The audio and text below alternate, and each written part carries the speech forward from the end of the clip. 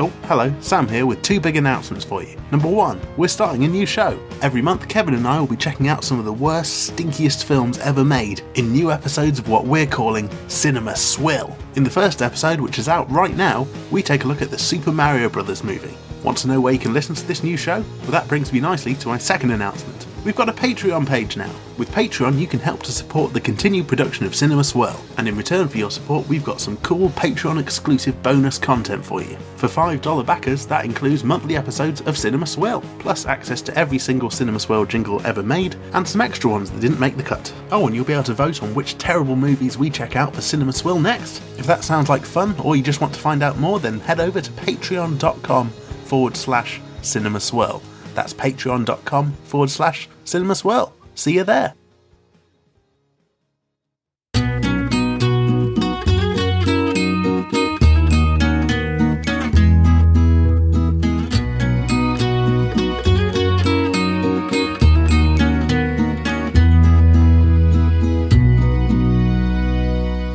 Cinema Swirl! Oh, it's episode number 42, and here we are, no less than 2 episodes into the new year, and here we are now, your favourite two, me, Kevin, Sam, brackets, OTP, films not seen. Here we are, the two of us, like two peas in a pod, reviewing The Two Towers. Yeah! Yay! Lord of the Rings! Hi, hello. This foe is beyond any of you. Fly, you fools! Ba, ba, ba, ba, da, da. Crispy M&Ms are actually very nice. No, but the high-pitched one is done by the people going with the lovely crunchy bits, like. So, well, here we are, Sam. Referendum results in, tallied, counted. Yeah, we've enacted episode 42. It's gonna happen. We set the date. Yeah, we did. We set the date. Here we are. And it is time. Yeah. Two Towers. Oh, I'll tell you what, Sam. Is this actually going to be released on the 2nd of February? Because that would be 2-2. And the Two Towers on 2-2, 1-9. And as we all know, 1 + 9 is 2. It will be released on the 4th. So, for fuck's sake. God damn it. No, but the 4 is 2 2s. Oh, that is true. 4 That's is actually 2 2s. And the 2 of Feb is 2. If you add up us two and the Two Tower and or 2 2s, that is 4, so that's okay. I'm going to release this one twice. Oh, that's great. We get twice as many plays then. That's really good. Yeah. You know what? In the justification to myself for this episode, of which, you know what, Sam? I hope there is some. There is some controversy about this subject and the nature of the subject. Some people think it's a project of Kevin Mahan and not a Cinema Swirl decision. Well. But just looking back at the old episodes there, did you know that our Lord of the Rings episode is the 3rd most listened to episode of this podcast? Right. It's by a considerable margin as well, Sam, because number 1 and 2 are episodes 1 and 2. Yeah. Because obviously episode 1 has got the curiosity of the, huh? And then episode 2 is like, no, really, what? And then there's the dip off after that. Big drop off after that. The big drop off after episode 2. Like, so we had like a grace period of 2 episodes where they're like, I don't like this, but I'm going to try the next one. One more time. No, I can confirm this is not for me. Oh, they did Lord of the Rings. Back I jump in. And I'm off again. They didn't like it. We're gone. So hopefully we're getting those people right back in here. So welcome to Cinema Swirl, foremost film review podcast on the internet. If you're coming here for expertise about movies and not talking about soft drinks and jelly and slime and stupid shit like Sam's dad emailing in, then welcome, because this is a very serious, critical show. And I say it's critical in that it's vital importance, but also that we critique things. Yes, welcome aboard. New listeners who have just chosen this episode to start with. And people are kind of like, oh, this is a bit weird. This lad is supposed OTP, like, is... really unenthusiastic about this one. Yeah, this is it, like, where... You know what? I do like one thing about Cinema Swirl, is that it has inspired many other podcasts. And many of those podcasts are people explaining things to an increasingly unenthusiastic other person. And I'm glad that everyone I explain things to at least give me the pretense of energy and enthusiasm. And I would ask you to do the goddamn same. Well, I have been for nigh on 41 episodes, but for this one, It's literally a midlife crisis. Episode 42. Now you want to go off and buy a Ferrari and not do a banger like Two Towers. Just to clear it up to everyone who may not know, but this is, fairly common knowledge among the Cinema Swirl community, but there is a chance that some people will go, oh, I'll check this out, and this is the first episode they listen to. We reviewed the first Lord of the Rings. Go check out. It's a banger. Banger. Did not like it as a film. I did not have a good time. It was too long. I was bored. I had a dicky tummy at the time. You didn't you? I remember that. Yeah, I was sick at the time. You were, yeah. And I'm not saying Lord of the Rings caused that, but it is a strange coincidence that was the case. And since then, so I've already seen the Two Towers technically in a cinema. Technically, in massive inverted commas so here. Arguably, that rules it out from inclusion in Cinema Swirl by the rules that we set out in the first episode. But also in the first episode, we set out the rule that every film we do has to be a bona fide cinema classic, like a blockbuster smash hit. And we have done some films that are not that. So yeah, like Back to the Future. Whoever even heard of that movie? I think because there was some vote about M&M's, this podcast makes no sense if you try and explain it. Sam, this is the episode where we are alongside it launching a fucking Patreon page, and you just said, this podcast makes no fucking sense. No, actually, it makes quite a lot of sense, actually. Oh, and the concept is fine. Yeah, it makes so much sense that you can now become a $5 backer at patreon.com/cinemaswirl and get access to our new side venture, Cinema Swill, where I fucking shit you not, this joker over here managed to be more enthusiastic about the Super Mario Brothers movie than the Two Towers. Yep, it's a better film. I already know that, and I haven't rewatched the Two Towers. So my God. If you want to hear our opinions on the Super Mario Brothers movie, head on over to our new Patreon page. That's, I think, patreon.com/cinemaswirl. That's patreon.com/cinemaswirl. Quickly checks to make sure it is. Yeah, it is. It is. Yay! Can that be the new bit for that? Every time we plug the Patreon, we have to double check. Is it? It's like if you're about to do a bank transfer and you're very concerned that the numbers aren't right. I want to write it down twice just to be sure. So we are doing a new monthly show where we'll be reviewing bad movies. That's been often requested. Unfortunately, this is not actually part of that Cinema Swill. Don't be fooled into thinking that this is an episode of it, even though we are going to be reviewing a shit film for this look episode. At this. But this is regular Swirl. We've got a Swill every month now. All right, I am begging you to look beyond the fucking faded memory of your lower intestine from 2 years ago when you had a dicky tummy and you watched the long movie. Right. And you were fidgeting around on my, frankly, at the time, uncomfortable couch. All right? And I ask you, what the fuck was your problem with Lord of the Rings? Yeah? You made Adam Bigelow's dad upset. He said he didn't want to listen to this podcast anymore because you talk smack about the works of J.R.R. Tolkien. You know what? I'm willing to lose some people. I'm willing to deliberately narrow our listenership. Yeah, cutting the wheat from the chaff here with this episode. Yeah, if that turned people away, then good luck to them. They can do what they want now. Why did you not like Lord of the Rings, The Fellowship of the Ring? Number 1, too long. Number 2, too boring. Number 3, too many characters to remember. Number 4, it's just some lads wandering around looking for. Well, they got the ring. They're now going to destroy it, but they don't even destroy it because it's the first one. They just walk from one place to another and they get into they get attacked by different, trees and shit. The trees aren't in this one. I can't remember. It just blurs into one. Do we need to watch it again so you remember it right? I don't want to watch the first one again. Don't make me watch the first one again. I've agreed to watch the fucking second one. I don't want to watch the first one. Even watch the extended DVD. Would you believe? So, I didn't like it. It didn't appeal to me. I do like some fantasy content. What's your favourite fantasy thing ever? What's your favourite fantasy? Well, I've never been massively into it, but I got into Game of Thrones, and I enjoyed Game of Thrones. This ain't no Game of Thrones. This is Game of lads having a walk, you know? That's what this is. Yeah. There's not a throne to be seen. There's barely any nudity. Barely any nudity. So you think Lord of the Rings would benefit from excess nudity then? Yes, please. Which character from Lord of the Rings do you think would benefit from a bit of nipple time, so to speak? Topless or whatever it is that they do. I had a thought about this just now in my head, and then I remembered that my dad listens to this podcast. But be careful with the thoughts that you share, Sam. I was just briefly curious about how a hobbit's dick works. What? But Like, what's going on there? I don't know if we find out in the book. Have you asked Siri that? Like, Siri, how does the Hobbit's dick even work? Just kind of, what? Like, they've got big feet, haven't they? And I know that's a rumour. They do have big feet, and they also have hairy feet. Yeah. You know? So, I mean, that might make me more interested in watching another Lord of the Rings film. And you know what they say, Sam? Big feet, big ghoulies. they do say that. That is the phrase. And you know what they also say? They say, big feet, big Mickey. Well, before we get into this next Lord of the Rings film... I like the way you say this next Lord of the Rings. That implies a rolling continuity there. I like that, like... Oh, we're not doing the third one. This is it. You just fucking wait and say, like... We are not doing the third one.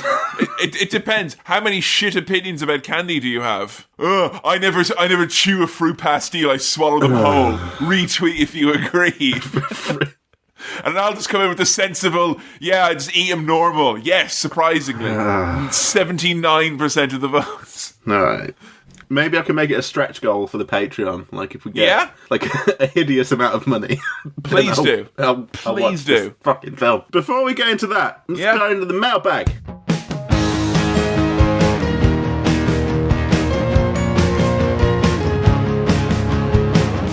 This email here that's come into cinemaswirl@gmail.com. That's cinemaswirl@gmail.com. Was it a follow-up email? Oh, I like these. Sam Chaplin to Dad @hotmail.com. Hey, follow-up email time. My dad has been back in touch. So if you remember last time, I replied, I'm sorry to hear that, to a message about me not communicating with my dad. And now Sam's dad has said, Sam, your old supply of Pepsi Max tipped over as I tried to get by it, and I am now trapped. Please come drink these so that I may once again know freedom. Eagerly awaiting your aid, Sam's dad.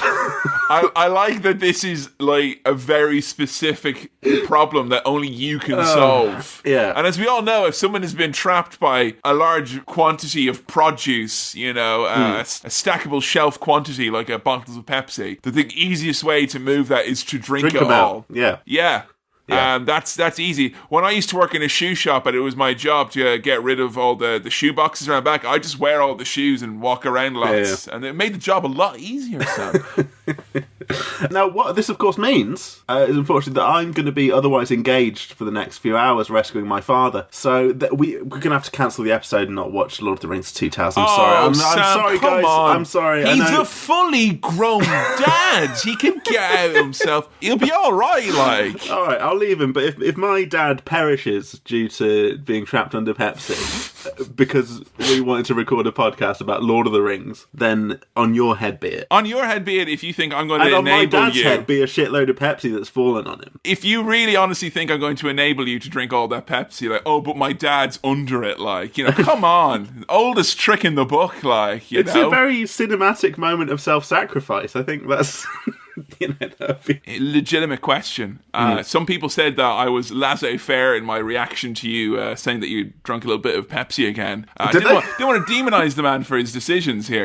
He's a full-grown boy. Right. However, I would be remiss not to ask: have you had any more of the black stuff since? No, but what I have had, I feel that I've broken the caffeine seal now. So when I was very tired after, I'm going to say it, staying up to watch the Royal Rumble, I had a bit of coffee in the morning, and I don't like coffee. It's a gross drink. Well, what you say you had a bit of coffee in the morning, and what, did your mum put your Pepsi Max in the microwave? What was this? No, come on. A bit of instant that is coffee. So close to the actual truth of what it is. It's not close to the actual truth. I put some instant coffee in a cup and then used the special hot tap at my mum's house to...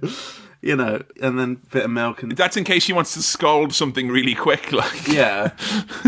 So I had some coffee, but I didn't like it, but it kept me awake. How did you have it? Did you have black? Did you have it with milk, sugar? What did you do? Milk and 2 sweeteners, please. Milk and 2 sweeteners. Yeah. Oh, wait, and then you went into work, like. Yeah. So you stayed up to do the Royal Rumble, yeah. And then you went into work. Sorry, for those of you who don't follow the sport of professional wrestling, Royal Rumble, an annual wrestling event that is crazy long, that you go to bed at 5, 6 in the morning? Here's the thing, I thought it was on till 4 in the morning, and I thought that was mad that I was going to watch that and then sleep and then go to work. Turns out it was until 5 in the morning. Hey! even matter? So I got a hot 2 hours of sleep before then getting up to get ready to go to work. Did you not feel like, I don't know, microwaved diarrhea after waking up after 2 hours sleep and having your first shit coffee? I'll tell you what, Kevin, I still feel like that now. It's kind of, I've had a hangover effect of staying up that late. It's a bad idea, but I like the rumble. Let's not talk about wrestling, but it was a fun rumble. I mean, it's very interesting. Growing up, the maturation of Sam Chaplin here, where he is now in a place where he's having a cup of joe in the morning, a hot cup of mud. Gross. Yo, fetch me up a pot of shit. I want to have a nice hot drink here. Cup of mud here. You know what I'm saying? Yeah, so I have had caffeine again. And have you had the jitters? Do you want more of it, like? No, I just shit weird that day. Did it come out like the coffee went in, like? Like a hot tap, you know? It just, yeah. Yeah. Just went right out, like, you know? He might as well have poured it right into the toilet, as much good as it did him. But no, I've not had the black stuff. Not had any more Pepsi. Interesting. You know, you talk about coffee there. I want to have just a little moment here, a little segment I'd like to call Being in Your 30s. Okay. Hi, welcome to Being in Your 30s, where I will introduce things that Sam can look forward to when he's in his 30s. Simple pleasures, which you may not have enjoyed before. Black coffee and a hard-boiled egg. And that's going to do it for this episode of Simple Pleasures when you're 30. Let me know yours. Use the hashtag SimplePleasure30 and tweet those in to Cinema Swirl and Kevin Mahan. Let me know yours. Yeah, please do. You've all this to look forward to, Sam. You've all this to look forward to. I can't wait. So we've had. How can I not have Pepsi and a cream egg instead? No, black coffee and a hard-boiled egg. If you're good, I'll soft boil it. All right, so we've had. I'm going to hit us with another question here. Another email. This comes in from Chris Smith. That's Chris Smith. No, nope. Don't. Let's not do that again. No. Who says, "Hello. This is something I've been pondering, and I'd like your considered opinion on the subject." Oh, I like giving my considered opinion. That's the best opinion to give. And I felt this was very, and I want to say germane. Is that the right word that I'm using here? Germane? Like, germane. What, like from not the name. Flight of the Conchords? No. Like, Brit? Apropos. Okay. I feel like there's a word, germane, that means, like, relevant. I've never heard that. I was about to say, it's pronounced German, you idiot, but like... This email is written in German, is what I'm trying to say. Wir haben hier eine E-Mail von Chris Schmidt. Wir kommen aus Stuttgart in der Nähe von Straßburg. Alright, so Chris's email. Cinema Swirl ist meine Lieblingspodcast. Sam ist ein Uber-OTP. Right. This question that Chris would like our considered opinion on is as follows. And I feel this is very German to what we're going to be talking about later. Very German indeed. This is extremely German. If there is a director's cut or extended cut available, would you consider that to be the definitive version? And if the extended cut has a considerable amount of material added back into the film, like say anywhere between 30 minutes and an hour or so, does seeing the theatrical cut then still actually count as having seen it? Kind regards, Chris Smith. Okay, that's a very, very interesting one, and I'm glad that I've got my considered opinion buff at the moment now, which is good. I can give a very considered opinion. I would say my rule of thumb growing up, when I was like, renting DVDs and stuff like that, or going to the video shop and delving, what I'd always be doing is I'd look and see if there was a director's cut, because if it was a comedy and it's a director's cut, well, I'm like, well, I'm obviously going to watch Freddy Got Fingered director's cut because the movie was so wild. Yeah. It was so wild that Tom Green obviously wanted to have final say on that cut. I'm assuming he directed it. But back in the day, director's cut usually meant if it's a gory movie, it's going to be more gorier. If it's a horror movie, it's going to be more oohs, ahs, and ahs. There's a comedy movie, more goofs. There's going to be more goofs, more Mickeys, more like all of the funny bits. So that historically has been, what is something I would have agreed with. However, I think I saw a while ago where people were like, that you may have seen it because you were working in a cinema and therefore you had to watch a lot of bin water the last few years. Yeah. But when that Batman versus Superman Dawn of Justice movie came out, everyone's like, oh my god, it's awful. And then they're like, actually, if you watch the 5-hour, 45-minute extended cut, you'll see the real movie. Like, what? A really long shit movie as opposed to a shorter, still long shit movie. They said that about Suicide Squad as well. And Liars! I do not believe it for a fucking second. We had all these scenes with the Joker that we didn't know what to do with, so we just put him in the movie. Have you seen the shot in that film of the Joker lying down in like a big circle of knives that's been laid out around him? No, I've only seen that, Sam, on GIFs from a Twitter account with particularly hot political takes about believing the lies of society. There's a bit where the Joker's lying on the floor and he's surrounded by like a very neat, organised circle of blades. And I hope in the extended cut there's a scene of him just laying those out. Well, I like that it kind of harkens back to the classic Batman, wasn't it? Because the 60s Batman, Cesar Romero, was a very meticulous individual. He'd be like, what are you doing, Joker? I'm just going to lay out all of these knives in a concentric circle. Now, the reason why that's so German to what we're talking about is because The Lord of the Rings, I would say almost infamously, are long films, and they have even longer extended director's cuts. Yes, they do. And that, I fucking hope, is not what we're going to be watching today. Well, no, because as far as I know, they're on Netflix at the moment, so I imagine we'll just watch whatever's on Netflix. Yeah, that's it. Like, the official kind of movie house of Cinema Swirl is the line of least resistance between us and watching the movie, Very often it's a DVD shop, but if it is on the Netflix, which, I'll be honest, very rarely is anything that we're ever doing. Like, to the point where I don't check. Like, Full Metal Jacket was up there, and I was like, I didn't check. It's a pleasant surprise when something turns up on streaming services for free. And as we say, it's been actively taken down right now, like, so, yeah. Yeah, Lord of the Rings, what I would say is your first viewing, do the theatrical cut, because you've not got enough, what's the word? Heart. You've not got a big enough heart to take in all of the extended cut. Right. No, not heart. No, spirit. Right. Okay. Or like soul, or you're not. It's kind of like you're like what's the word? It's like a soulless, heartless husk. A husk. Yeah.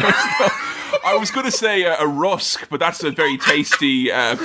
That's biscuit. Like a little biscuit for babies. They're not just for babies. Wow. I'll tell you right now, I had a dicky tummy last year. I got all that I can winter hear coming out of your bug. mouth is goo goo gaga, mate, because someone's eating baby biscuits. If I'm just saying, right? We could put this to a vote. We could do Return of the King next goddamn episode. No, I'm not having a rusk vote. A rusk is a fucking grand thing if you've got a sensitive stomach. Maybe if you had a fucking rusk with your dicky tummy, I wouldn't get all this fucking lip from you after watching Fellowship of the Ring. It wasn't a rusk I was willing to take.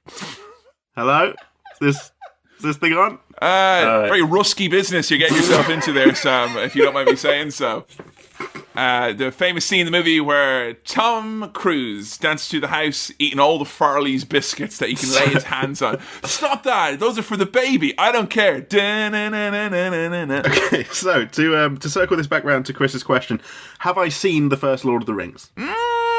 I have, haven't I? I'd say you've watched it, you've not seen it. There we go, huh? Same thing. Here we go. So I'm ascribing new meanings to old words. Thank you for all your questions into the mailbag at cinemaswirl@gmail.com. That's cinemaswirl@gmail.com. Hey! Now, let's touch on Lord of the Rings, The Two Towers. Two Towers, Lord of the Rings. Sam, you saw this in the cinema, and yet you don't remember any of it. No, it's almost like I've blocked it from my mind, because I just wasn't worth keeping it in there. Yeah. Was anything from the first movie? Does anything from that struck you? Do I remember the first movie? Do you remember anything? Anything from the first movie? I mean, you failed a quiz in Last Chance Saloon. Yeah. Vis-a-vis Egg on Your Face. Whatever the fuck it was called. The chickens have come home to roost. They did. They came home to roost vis-a-vis you and then there was a questionnaire. Sub-segment in that was Last Chance Saloon. Or a subment, as they're also known. A subment. Do you remember anything from the first movie? The first movie. So Bilbo Baggins, Tim from The Office, has got... Not in this one, actually. Old man Tim from The Office has got the magical ring. Now, that ring was from Sauron. Hey, there we go now. Sauron's ring. Sauron. And when you put it on, it makes you invisible. But then that was me. That was the sound effect of you putting on. I actually was very tempted just to disable my imagery on Skype there for when he said that. Yeah, that would have been clever. So he's got Sauron's ring. Bilbo leaves, entrusts the ring to Frodo, who is another little hobbit. That's not Bilbo's son, is it? No, he's his, like, nephew, I think. Yeah, okay. Where does Bilbo go? Do you have any favourite Bilbo moments? When he fucking disappears, that was great. When he puts it on, Yeah. he does a little speech where he's like, I'm going to go now, and then puts the ring on and goes, poof, gone. And everyone's like, ah! And then there was that fun bit later on where it went, remember that? That was good. That was good. The scary face. Yeah. I do remember the scary face. Yeah. Great, isn't it? Like, I can't remember where Bilbo goes. It's a film about people going places, and I can't remember where he goes. But he's going places, mate. I'm talking Office Season 3, yeah? Yeah. Where it's going to be big. They've been building it up for 18 years. All right. He goes to Rivendell to live with the elves before he can sail on to the Undying Lands, but that doesn't happen until later on. Okay, sure. So Frodo has the ring. Yeah. And I think him and Merry and Pippin and Sam all gang together. They're a bunch of hobbits. And what's it like to be a hobbit? What's a hobbit, baby? He got a big old dick. And, well, that guy's packing heat. He's hung like a goddamn circus animal. It's fucking, whoa. they're just little lads. Little lads. Nice little lads in a little lad village. Oh, and Gandalf's there. Gandalf. Wizard! Yeah, he's there. You know what's best about him is that he's over 2,000 years old. Yeah, that's one of his defining characteristics. You haven't aged a day. Oh, I'm so excited. I've been sitting on fucking Lord of the Rings references and noises They're going to be wasted on me. 17 years. 17 years. 17 years. There is a bit in this movie where one of the characters falls off a cliff. Spoiler alert. And then one of the orcs explains where, yeah, right, like, come on now, liar. Fucking saw Space Impact on your phone, mate, is what you saw. I don't see what's so scary. It's just a side scroller. Like. But I want you to, there's some points in this, much like with Star Wars and Chim Chimney Chiru, there's a lot of fun noises in this movie. One of them is the orc going when he's explaining why someone fell off a cliff, and it's great. Okay. Sorry, I'm getting ahead of myself here. That's all right. Got Gandalf, got the Frodelings. Yeah, got the ring. They have to destroy the ring. Yeah. Because the ring is too powerful. Because it was cursed. And it's cursed, and Sauron will get you if you put it on, I think. Yeah, and you may eat all the sour sweets. He'll get you, and he'll just shove Tang Fastics down your throat until you... From his sour tower of Barad-dûr in the fortress of Mordor. Yeah, so they've got to go to where the ring was forged to destroy it, so they go off. I think they get attacked by various different ghouls and goblins along the way. Yeah. They accrue a fellowship of the ring. Yeah, and there's some other guys in the fellowship. You've got Gandalf and the hobbits, but who else we got in there? Who's in there? Come on now, he's sexy. Come on now. Sean don't forget Bean. Yeah. A lot of people at home going, oh, the sexy one. Is that Orlando Bloom? No, it is Sean Bean. Sean Bean, the sexy Sean. He fucking sweeps me off my feet, let me tell you. Hot Bean. Every single time in Civilization 6, when Sean Bean says you've unlocked something, great times. Tell me again, Sean, about how I've discovered irrigation, like. Sean Bean, Orlando Bloom, what's his name? Orlando Bloom, shake, shake, shake the room. Bloom, shake, shake, shake the room. He's there. He's like an elf kind of dude. He's very good at archery. And skateboarding as well. Here's the other lad, That's why I thought you'd be drawn to him, Sam, because Legolas is the skater of the group. Like, yeah, he's like Chad Musker, you know. He's got that kind of street skater vibe. Rivendell is a half pipe, you know. Yeah, so there's a bunch of lads there. What you forgot one person. What's my ripe meat off the bone? Gimli. Yeah. Son of Gloin. Son of Gloin. He said knowingly. Yeah. Gimli's a big. What's he? A dwarf? Yes. Big dwarf though. Well, he's you know. Sturdy. He's built like a brick shithouse. Yeah, got a big beard, and he's got a very deep voice. See, look at this now. There's glints in his eye, folks, right? I can see it right now. Yeah. But glints in his eye are building up to, I would say, a sub-sparkle, a twinkle, if it were. I can't remember why any of these lads all come together. Okay, Are they really just invested in the ring being destroyed because the ring is bad? Because if the ring is not destroyed, it would find its way back to Sauron and his fortress of Barad-dûr, and he would unleash an unspeakable darkness from which Middle-earth would never recover. Okay, so broad strokes. They've got this ring. They need to get rid of it because otherwise the big baddie will kill everyone. Yeah, and at the end of the movie, which you famously got wrong in a previous episode, at the end of the movie, Sam and Frodo went off on their own way. Yeah. And then Merry and Pippin got kidnapped. Mm-hmm. And then Aragorn and Legolas and Gimli decided that Merry and Pippin may not have died in vain. And then they ran after the orcs. So that's where we are. We're all caught up. Yeah? Mm-hmm. And there's Christopher Lee. And don't forget as well, the last son of Gondor. You don't forget about them. Yeah, who's that? Aragorn. Aragorn. I feel like Frodo died and then got brought back to life by some elves or something. Yeah, he got stabbed with a sword and he went... And he went into like the white light heaven world. He did, yeah. And then he was brought back with special effects by Liv Tyler. Yeah. I should have rewatched this or listened to the episode, but I just, sometimes your memories sweeten over time, and sometimes they sour like a cheese, Sour like a cheese. Yeah. I can't say I know what you're talking about. I thought that was one of the characters in fucking Lord of the Rings, mate. Oh, it's sour like a cheese. He's the Lord of Dungbill. All right. Are there any characters? It's all made up topsy-turvy nonsense, mate. It doesn't make any sense. What are you talking about? Last fucking episode was the Vietnam War. All made up, sure. Come on. Viet Cong, for fuck's sake. Yeah, right. Yeah, right. Pull the other one. Sam, are you excited? No. No, I'm not. Should we take a moment to explain the genre-breaking level which this episode is now stooped to? Well, because the problem is, right, folks may not know this, Cinema Swirl is a serious time commitment, okay? Right, yes. Yeah, because when we do a bit here, we have a chat, we have to get ourselves warmed up, we have to do our admin, all that stuff, catch up, how you doing, all that nice stuff. We normally do all that in one evening sitting. Yeah, so we usually go like 5 to midnight there. Not like we go 5 to midnight, less than 5 minutes, as in, usually it can be like a 6 or so hours. Very easy. We start at 5 to midnight.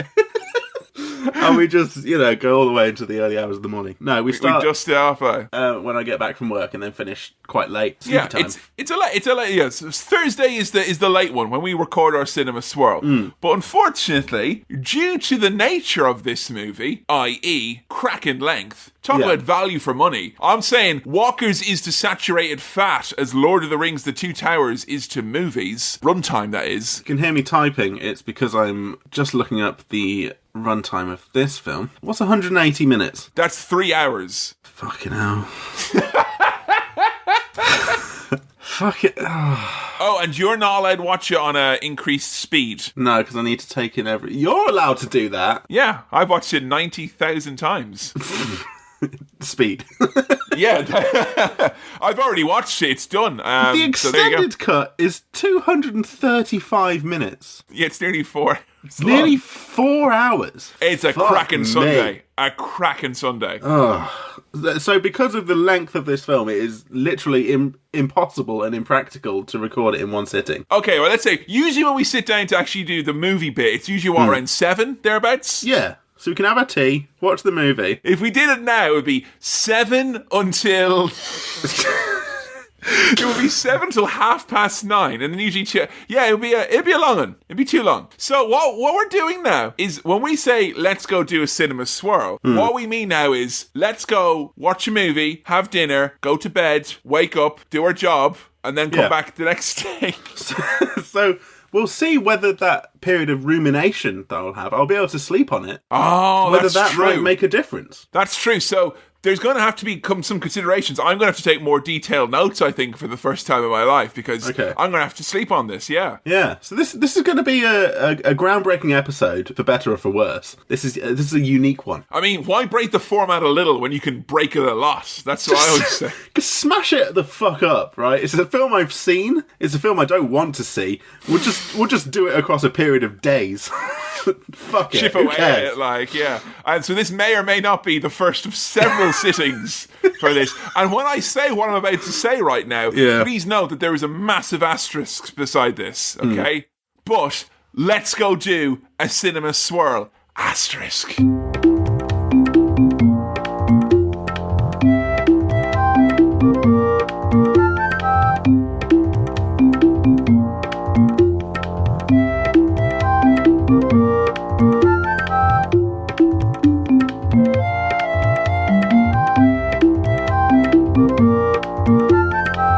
And we're back. Sam, how was your day? How was your day today? Because I've not seen you in around 24 hours. So how's that been? Yeah, it's been all right. Yeah? You know what? I'll tell you what, Kevin, I was up a bit late last night. Oh, really? Why was that? Just watching a film. Oh, you're watching a film. That sounds like fun. How'd that go? Was that good?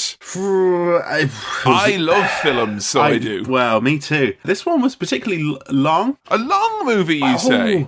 Oh, it was long. Oh, it was long. And this was just the standard theatrical cut. This wasn't the extended director's cut. I'll tell you what. Get it out of your system now, the length. Go on, get it out of your system. Go on. Give us all I'll get my length out. Right. Get your length. Yeah. It's too fucking long, Kevin. It's too long. These films are too long. Just, make 6 films then. Just, don't make 3 3-hour films. Make 6 normal films, mate. Sam, I think it would be a bit remiss for us to think that Return of the King, the sequel to this, as a 3-hour movie, is most certainly not a 3-hour movie. How long is it? Pretty sure it's in the 3.5 range. And that's the fucking hell. And that's the non-extended version. Christ. Make a 10-part series, you know? This was 2002, Sam. We didn't know such things. I know. Oh, well. Here's a question for you, right? Yeah. What if, instead of just reviewing the movie, you can have a little potted review of your day as well to kind of, get you in a better mind frame? Because quite frankly, I'm worried this has backfired. I thought I'd give you a day to dwell on it, and all this has done is given you a renewed energy with which to hate on the movie. I thought I should have brought you on right after you finished. What did you finish up watching it last night? If we'd have done this part of the podcast at fucking 11:30 when I finished watching this fucking film, I'd have been too exhausted to slag it off with any kind of passion. Yeah, I could have just said it was good over and over, and then you'd be like, yeah, I guess. And that would have been it. It was alright, 3-star wise. But fuck that shit. I'm full of energy. I'm ready to... You're full of sass. Ready to dunk on this film. Dunk? No, I'm not going to dunk. We'll get into it soon. My day's been alright. I've had an alright day. It's been fine. Yeah. I was going to ask you your initial gut reaction, but obviously I'm going to ask you for your considered 24 hours or thereabouts of dwelling on it reaction. My initial gut reaction was, it's really late. I need to go to bed now. And my 24 hours ruminating reaction has been, I wasn't thrilled with it. I didn't have a brilliant time. It felt like a chore. A chore? Seldom does watching a film for this podcast feel like a chore. Even if it's a film that I don't like, I feel that I can have fun with it and, do some little goofs. But this honestly felt like a chore. Was it a chore, or could we upgrade that to a slog, at least? What was the last thing I described as a slog? I think the wrestler I described as no, that was like an emotional onslaught or something like that. Anyway, it was a long un. It was a long un. Okay. Yeah, it exhausted me. And obviously, as you'd seen the movie before, this was a case very much of, deja vu, several bells being rung, it rang a few bells, I'm sure. Well, no, it wasn't a bell, it was like a big horn that Gimli was blowing into. It wasn't a bell, mate. It wasn't ringing a bell. Sorry, it's too late to give me a correct answer for a question that was posed to you 2 episodes ago. Not much of it came back to me. A little bit of the Gollum stuff came back. But I think when I was watching at the time, I must have zoned out in a similar kind of way because this is a film that was very difficult for me to engage in and get invested in and feel attached to it. I don't want to drop all this off right at the start that I didn't like it. But it was a tough ride for me. Well, I'm glad it was a tough ride because it's been a tough ride for me as well. I've been on a 2-year campaign to hashtag make him watch it. Congratulations. This is what you've done to this podcast. And now we're about to dive in headfirst to Lord of the Rings, 2 Towers, 2 Furious. Starring Dwayne "The Rock" Johnson, Vin Diesel, and all the hunks and petrol heads of Hollywood. I'd sooner watch one of those films than watch this again. Well, like Sauron in a big souped up hot rod, Yeah. And then Dwayne "The Rock" Johnson, Vin Diesel are this is the fastest car we've ever seen. We don't know what we're going to do. Yeah. Yeah? Well, tough shit. Because instead what we get is starting off with Gandalf, the flame of Uldan, the dark fire will not avail you. Gandalf, Gandalf? Ah, you can't come. And then he falls down the hole, doesn't he? Yeah. Now, Muggins here, and I'm sure Juggins over there, you know, you watch the first movie and you think, oh, Gandalf is dead. And you go, wah, wah, wah. But little did you know it was going straight up, ba, ba, ba, ba, ba, ba. And it was alive. Yeah. So, any of your loved ones who pass away, just do a double check that they're not fighting the Balrog of Morgoth and smoting his ruin on the mountaintop. They could be. It's where they are. I mean, my grand's been dead for 13 years or thereabouts. Yeah. But I'm not going to lie, Sam. It didn't make me pause to consider double checking. Well, maybe they managed to grab the sword on the way down, you know? That was handy, wasn't it? Like, that was really handy. I don't know if that makes physical sense, you know? I tell you what, I'd love to have been a fly on the wall at the day in the studio when Ian McKellen was green screened on his own, just going, rah, rah. It's fabulous.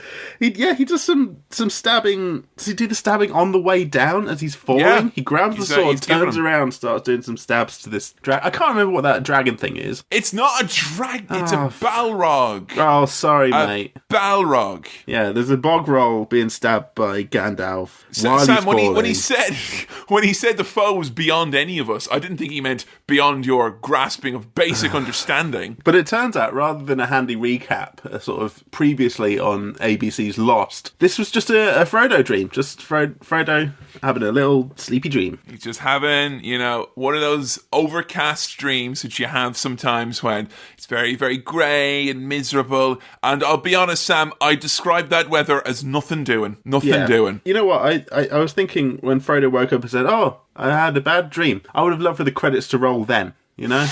It was all a bad dream. It was all a bad dream. Maybe just add that bit onto the end of the first film and then don't make the second two. I see where you come from there, Sam, but you'd be looking at a lean, mean movie there, quite a lean, mean movie, which I would imagine then would have to buttress itself with around 2 hours and 55 minutes of credits at the end. So, The ring's getting heavier. How's that work then, huh?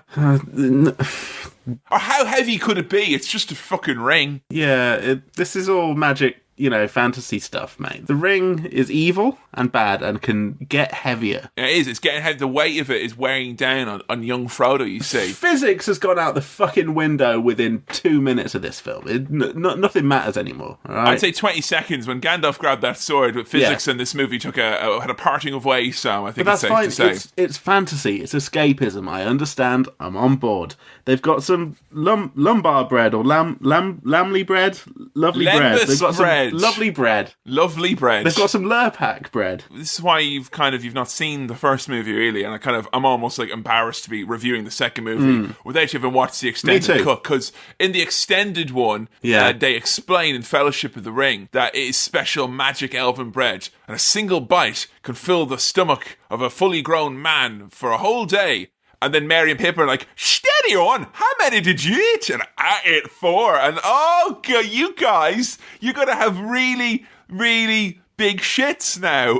They're going to be huge. So it's magic and it can fill your stomach. Yeah, 1 bite and that's it. And there you go. So if you eat a whole one, oh man, you're going to shit beyond any reasonable capacity, aren't you? You're going to be shitting in slow motion, Sam, is what's going to happen after that, You're going to be fucking shitting in 60 frames per second, We're back with Frodo and Sam, and I do miss their pairing. I think I did think they were nice last time. Lovely boys. Sam is still positive and upbeat, despite the fact that they're walking in big smelly circles this whole time. Yeah, and I like the bit where he's like, we've been here before. Let's face it, Mr. Frodo, we're lost.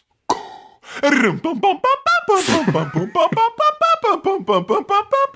don't have to tie up any of the loose plots at all. So yeah, that would have been great. Again, another good end point there. Where are we? We're lost. End the film. So we get introduced around this point to the villain of the piece, the roguish one himself. I'm talking about Gollum. Gollum, who was everyone's favourite character to do an imitation of. Sam, do that voice.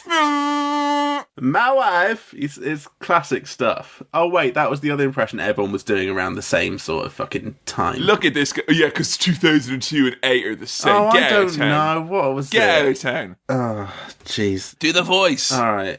Do it, do it, do it, do it, do it, do it. I've not. This is not pre-rehearsed. That's what you spent all day for, So if Sam I could actually have. if I pull this off, it's going to be a miracle. It's going to be great.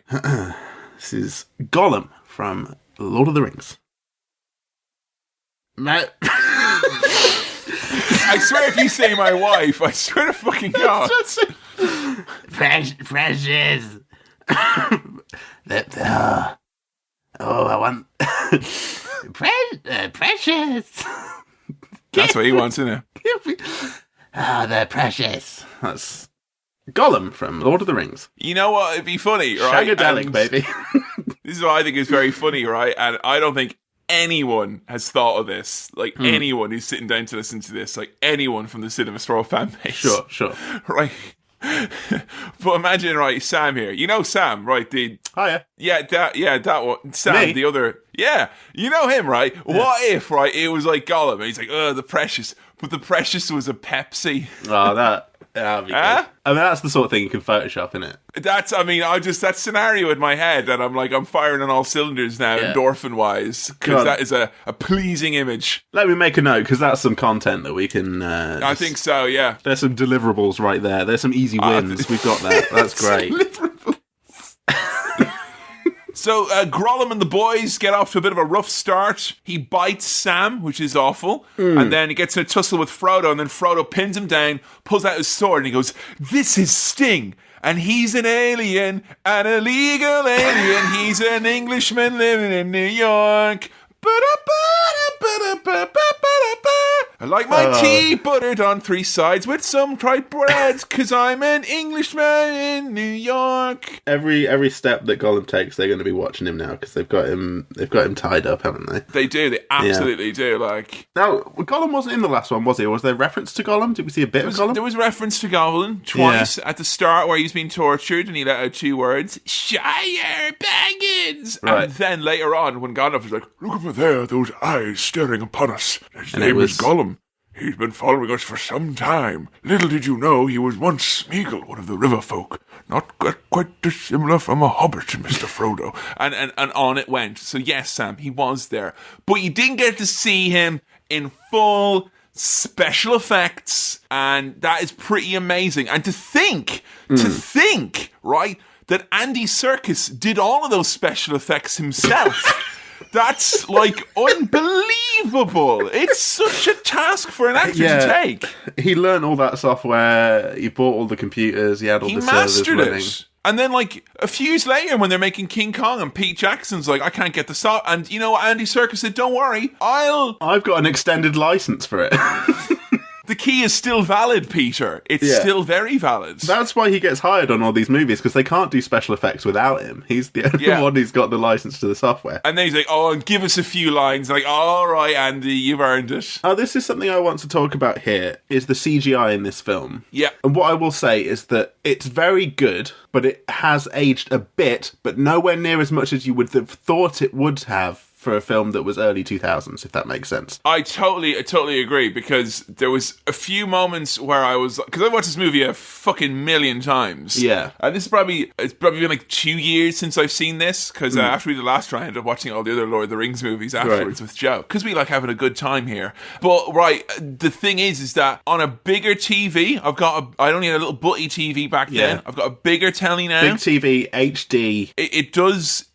As technology advances, it seems to advance at the cost of Peter Jackson's movie's fidelity. Some of it looks great. Some of it looks a little bit kind of blurry, or there's a couple of little things where you start to notice the CGI. However, for the time, I think it's held up really well. It's nearly 20 years old. Yeah. Like, that's fucking insane. It's done pretty well, I think, this CGI. But there are little bits where I'm like, oh, I can see the CG. I can see it. With my CGI, I can see. But I mean, compare that even to Star Wars, which we were watching. Yeah. And those were the reduxes that were only done like 5 or 6 years ago, and they looked hideous. Yeah. Even on the smaller scrim. So, yeah, go on Peter Jackson, trying as much as he can to hold on that savage onslaught of time. I will say Gollum looks good when he's on a light or a tan background or in daylight. Yes. But when he's in the dark, it's very, very obvious, and there's lots of other shit going around him. Some of the lighting effects have not been perfected at this point yet, I don't think. But Gollum, he swears on the precious, which is the ring, of course, that he's going to be a good little goblin boy and show them the way to Mordor, which is, of course, where they need to go. Because back in those days, you didn't have Google Maps, did you? You had to just string up a little goblin. You did, and you had to make him swear on the precious. Whereas now, you don't even realise that when you have all of those terms that you agree to with Google, you're already swearing on the precious. And there's even a subclause there where Google is treacherous. It will hold you to your word, you know, and you still press agree. Now, what I'm going to say here, Kevin, is Smeagol, Google, coincidence? I think not. Yeah, I think not. Meanwhile, Merry, Pippin, and the orcs... What's that smell? Man flesh. Ugh. Now, I know that line because you used to do it in your stand-up. Yeah, back in the day. Yeah. Because when I moved to England for the first time, specifically to Lincolnshire, and I thought a witty, fun observation was how similar the people were to the orcs from Lord of the Rings. It's the Lincolnshire twang. You know? Yeah. The mouthful of sausages. You know, it's not even. It's a mouthful of margarine stinking bread, for food's stinking. Let's get a fire going. You know, that kind of a thing. And at the time when you made that observation, I politely was like, very good. Had no idea what was going on. That's obviously something that's very troubling for me and a lot of people out there. You might want to take a moment and ask your loved ones when they're laughing at your references if they truly understand your references. I'm a generous laugher, Kevin. Yeah, exactly. I don't like no false laughs. As listeners to this podcast will know. Oh. Exactly. Oh. I read each and every one of your laughs because you all send them in. You press the ha button for each exclamation and a double for if it's a ha-ha, prolonged burst of laughter. Merry and Pippin, they're with the orcs. Why are they with the orcs again? Did they get captured by orcs? Because the orcs are notoriously bad at following basic fucking instructions. Right. And they were told to pick up 2 halflings. And they just picked up whichever affected ones that they want, like. I tell you, this is like the 2 goons, the 2, what are they called? Max and Paddy from Super Mario Brothers. What are they? Fuck's sake. Spike and Iggy, Sam. It's like them from Super Mario Brothers, isn't it? They pick the wrong people. And I tell you, if you want... No, I'm not... What's that, Sam? What are you going to say? I was just going to cut a hot promo for our Patreon exclusive content. Sam, you can't be ashamed of your Patreon content. Right. And here's the thing as well, Sam. If you're going to go to the point where you're going to start making references from movies that you now have reviewed there, people are going to want to know how you saw those movies. And he saw them at patreon.com/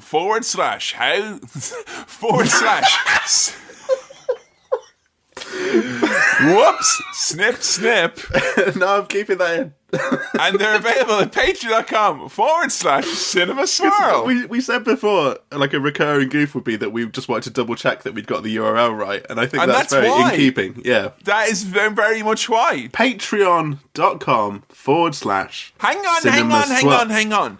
Patreon, full stop. Yeah. Computer, I'm sure, and that's a short for. But don't put that in. Don't write Patreon full stop careful, computer. Because I put in a / earlier and all sorts of error messages. Oh no. He's reading me the riot act with those tones Windows was. What's that? Fuck off. I'm just trying to get my Patreon. You know what I'm saying? I'm very aware that we will have put out like a formal announcement at the start of this episode. This is not it. This is not like this is the shambolic inner core. This is what it is like. I'll just trim this out and put it at the start of the episode.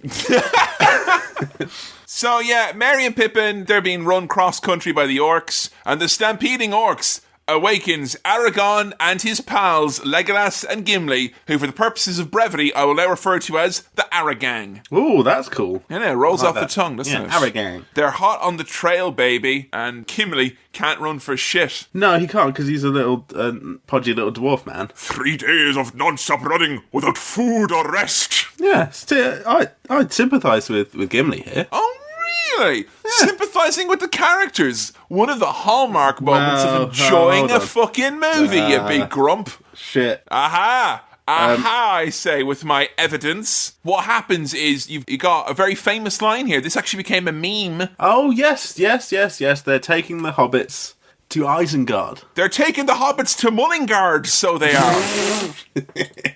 There you go. There's your Cadbury's meme egg for today. How long have you had Cadbury's meme egg ready to go? Just in the back pocket, like, you know. Love it. Always ready to be fired, like, you know. Brilliant. They're taking the hobbits to Isengard. Where's Isengard? Isengard is where Sauron the White dwells, in the Tower of Orthanc. Oh, that would have been the other... Correct. Sam Chaplin here proving that time travel is not a concept that exists because all the answers are coming and I've not even changed the questions. Yeah. So Sauron basically talks about the Industrial Revolution. If you get away the dun, dun, da da da da da da, and you just embrace the, you know, like things are going to get better, or use the phrase northern powerhouse, it would just seem like any old industry kind of forming, you know. Is he making new orcs? Yeah, they're growing them in the ground. Yeah. Do you just grow orcs? Yeah, out of slime. Okay. Is that what, you know, when some lad at school would have like a egg with an alien in it? Yes. Is it the same concept? Yes, very much the same Okay, concept, you know, except that the alien can sense man flesh. I like as well here, Saruman, if Smeagol is Google, then Saruman is only bloody Facebook, mate, because he's riling up all the wild men with fake news. The horsemen took your lands. Let unfettered and unchecked immigration to take place. Murderers! And then they run off, don't they, on the tide of fake news and killing everything, you know? It's actually quite a good allegory for today's political situation, isn't it? It is, Sam, because, like, when you look at the supposed figureheads of politics, like David Cameron and Ed Red Miliband, ain't nothing going to get done in this country. It makes me sick. Disgusting. I tell you what, I did like the Kingdom of Rohan, mainly because the Kingdom of Rohan has got cracking music. Yeah? Na na na na na na na na na na na na na na na na mana mana ma ma mana ma. England! The Kingdom of Rohan also has very good outdoor and travel equipment and clothing. And Why are you just Googling fucking Rohan? I knew that Rohan was a brand, and I didn't know what it was. It's a brand! Rohan, it's a brand. They Fucking make hell! outdoor clothing. Oh, sorry, I thought you were saying like the Kingdom of Rohan. You were just establishing all the kingdoms or different factions in Lord of the Rings or Middle-earth are brands. Like, hey guys, we're back with the Kingdom of Rohan. Make sure you hit that like button. Use the hashtag I love horses. No, Rohan is in real life, not this mumbo-jumbo fantasy land. It makes, you know, like coats and stuff. Rohan in real life is one of the, it's the monster from Godzilla, yeah. Yeah? Yeah, Rohan. Yeah, Rowan, big pterodactyl looking motherfucker. Rowan. Rowan. Mr. Bean.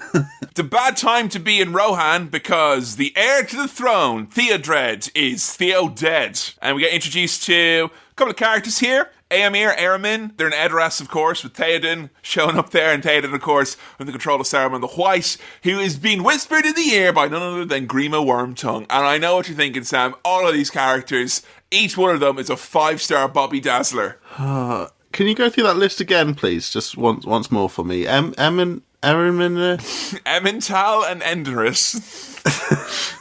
So, we've got Éomer, Éowyn in Edoras with King Theoden and his advisor Grima Wormtongue. I know Grima Wormtongue, but Éomer, a just question, my lord.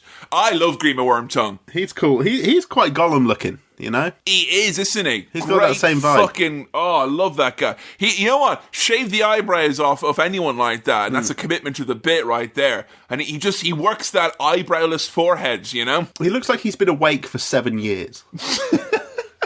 You know?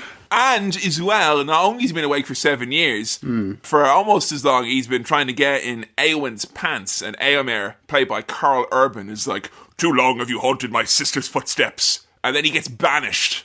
Hold on, who? Éomer? Éomer. I can't get a handle on these names. So Éomer is the brother of Éowyn. Éomer would be the nephew of Theoden. Éowyn would, of course, be the niece. Fuck off. Éowyn. What?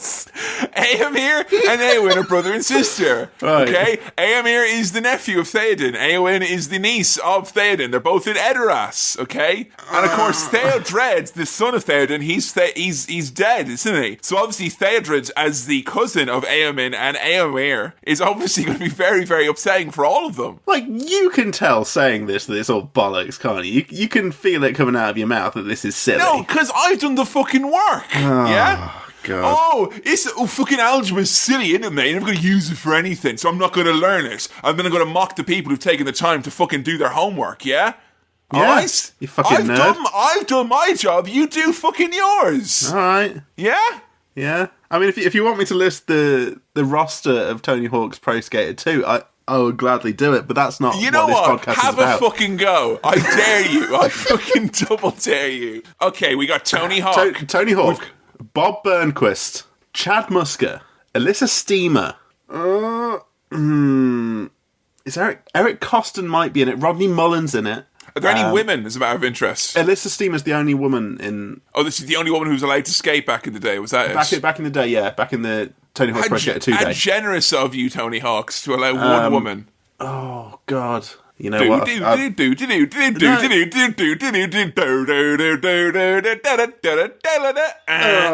Sorry. Fucked it, mate. You blew it. Alright, so... Grimer? Grimmy. Nick Grimshaw. Grimmer. Who gets banished from Rohan here? Éomer. Yep. The brother of Éowyn. And this all happens in Edoras, folks, right after the death of Theodred. And Theoden is literally right there as well. And he's basically saying that, the orcs are marching, there's loads of pillaging going on. And Grima is like, can't you see that he is upset with your warmongering, your malcontent? Grima Wormtongue is kind of speaking for the king at this point, isn't he? He's got a little hanky. Yeah. And he's an evil presence put there by Saruman, isn't he? Yeah. Saruman, of course, is working with Sauron. And have you ever rocked a hanky? No. Never. My dad does, but I've really? never. Not my. Millennials aren't taking up the mantle of the hanky. I think we're a lost generation. I bet there's a hanky subscription service that each month you get a fancy hanky. I'm absolutely 100% certain that there is. Yeah. If there's as soon as you said that, I was like, I'm pretty sure I saw that on a list of needless fucking monthly subscription boxes. They'd call them pocket squares, but they're fucking hankies, mate. Yeah, pocket square. Yeah, right. What is that? Just a hanky you're not allowed to get snot on? Say hanky, you fucking coward. Alright? It's a hanky. Now give me that pocket square. They run as if the very whips of their masters are behind them. Astute observation, Legolas. Very astute. I've often noticed if someone is running as if the very whip of his master was behind him. Yo, Sam, it's time for some orc time. They ain't had nothing but hashtag Magny stinking bread for hashtag 3 stinking days. No, they are not for eating. Speak for yourself, mate, right? Because them hobbits, not human, they're hobbits. Yeah. So it's okay, it's fair game. Hey, if we're meat eaters, we're in on it, the ethics are out here. I'm going to eat any elf or dwarf or hobbit you put in front of me. My question is, Sam, what would be the tastiest part of a hobbit for you to eat? The dick. the foot, I would say. The foot, you say? Why the foot? Big. That's true. Got a lot of meat on it. I mean, are there many animals with which the feet are delectable? I mean, I know they rock the chicken feet in China. It's a big thing they're fans of. Just for chewing and whatnot. I don't know, because a lot of these animals are hooved. Yeah, that's true. We don't eat that many things that have a proper foot, do we? No, we don't eat many pentadactyl limbs in this neck of the woods. No, we don't eat, dinosaurs or whatever you're talking about. So... But the orcs, they want to eat the Hobbit boys. And then they're like, well, what about just the legs? They don't need those. Yeah, fair point. Yeah. I can't really fault that logic. No, that's fine. I mean, You can eat my legs if you're in a pinch. As long as you're kind of, I'm safe and I'm all right afterwards. Yeah. You will have to carry me everywhere, a la C-3PO and Chewbacca. So there's a big fight now between the orcs and some other people. The Horse Lords, led by Éomer. So he's the guy who's just been banished. Yeah. And he's come to fight the orcs now. Come to fight the orcs. You know what? I will say something for Sam. I'm kind of glad to hear that you'll eat the feet or the legs, because that means the arsehole's all mine, which is the most precious meat of all. What about, I'll just be there, what about their assholes? Don't.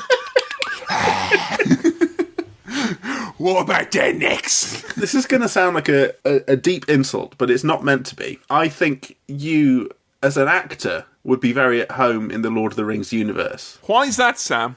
You good with the voices? Is that because you saw my feature role in the background of the 4 O'Clock Club in a recent episode? No?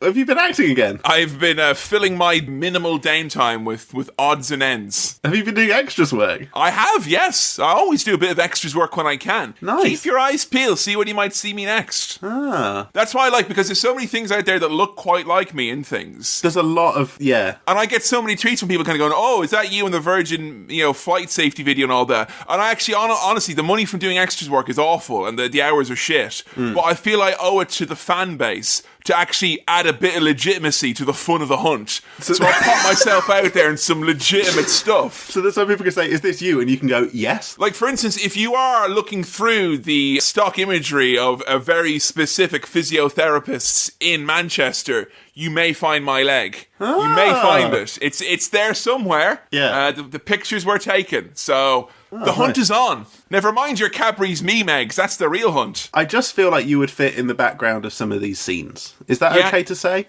Oh, that's fine. I'd love to be an orc. You're very tall and you've got a big beard. That's true. And I've also had nothing but maggoty stinking bread for 3 days. They stinking dirt. And I can smell man flesh from a fucking mile. Yeah? From a mile. It'd be perfect. So the horses all come and it's all, and they're all, and Mary's like, and you're led to believe that he's been killed. He hasn't, though. Oh, he's all right. No one would have believed that... Who's that, Mary? Mary. Pippin. Steady on, it's Pippin. Pippin... That's not... No one felt worried about Pippin there, right? Well, I'm sure his mum and dad did. Ah, fuck him. Imagine being the parents of these actors going to the movies and being like, oh no, it's all right, our son is okay, The Aragang meet the Horse Lords. Yes, they meet them. They get some horses out of this deal, I think. Yeah, they're like, oh, your mates are dead, sorry, but have these 2 horses. They're better than mates. I mean, in fairness, utilitarianly speaking, yeah, for most use, 2 hobbits aren't as useful as 2 horses in the situation there are currently. No, not really, but they're all mates. They're all the Fellowship. You can't leave them behind. Well, the Fellowship's got 2 horses now. Deal with it. Yeah. They've added to their party. So yeah, this Rohan lad has just been like, yeah, they're all dead, mate. Have some horses. He's got a very beautiful helmet, hasn't he, with his long blonde hair on it. Yeah. Aragon here, he tracks the hobbits immediately. They find a belt. He does some tracking. I didn't find any old belt. It's one of the halflings' wee belts. A wee belt, which I imagine stops you from pissing yourself, or it's to hold all your sick accessories for your Wii. So when you're playing Wii tennis, you have the appropriate accessory that enhances the experience of playing Wii tennis. At time of recording, RIP Wii Shop channel, which is closed today. Oh man, I know, right? That's literally a really sad moment.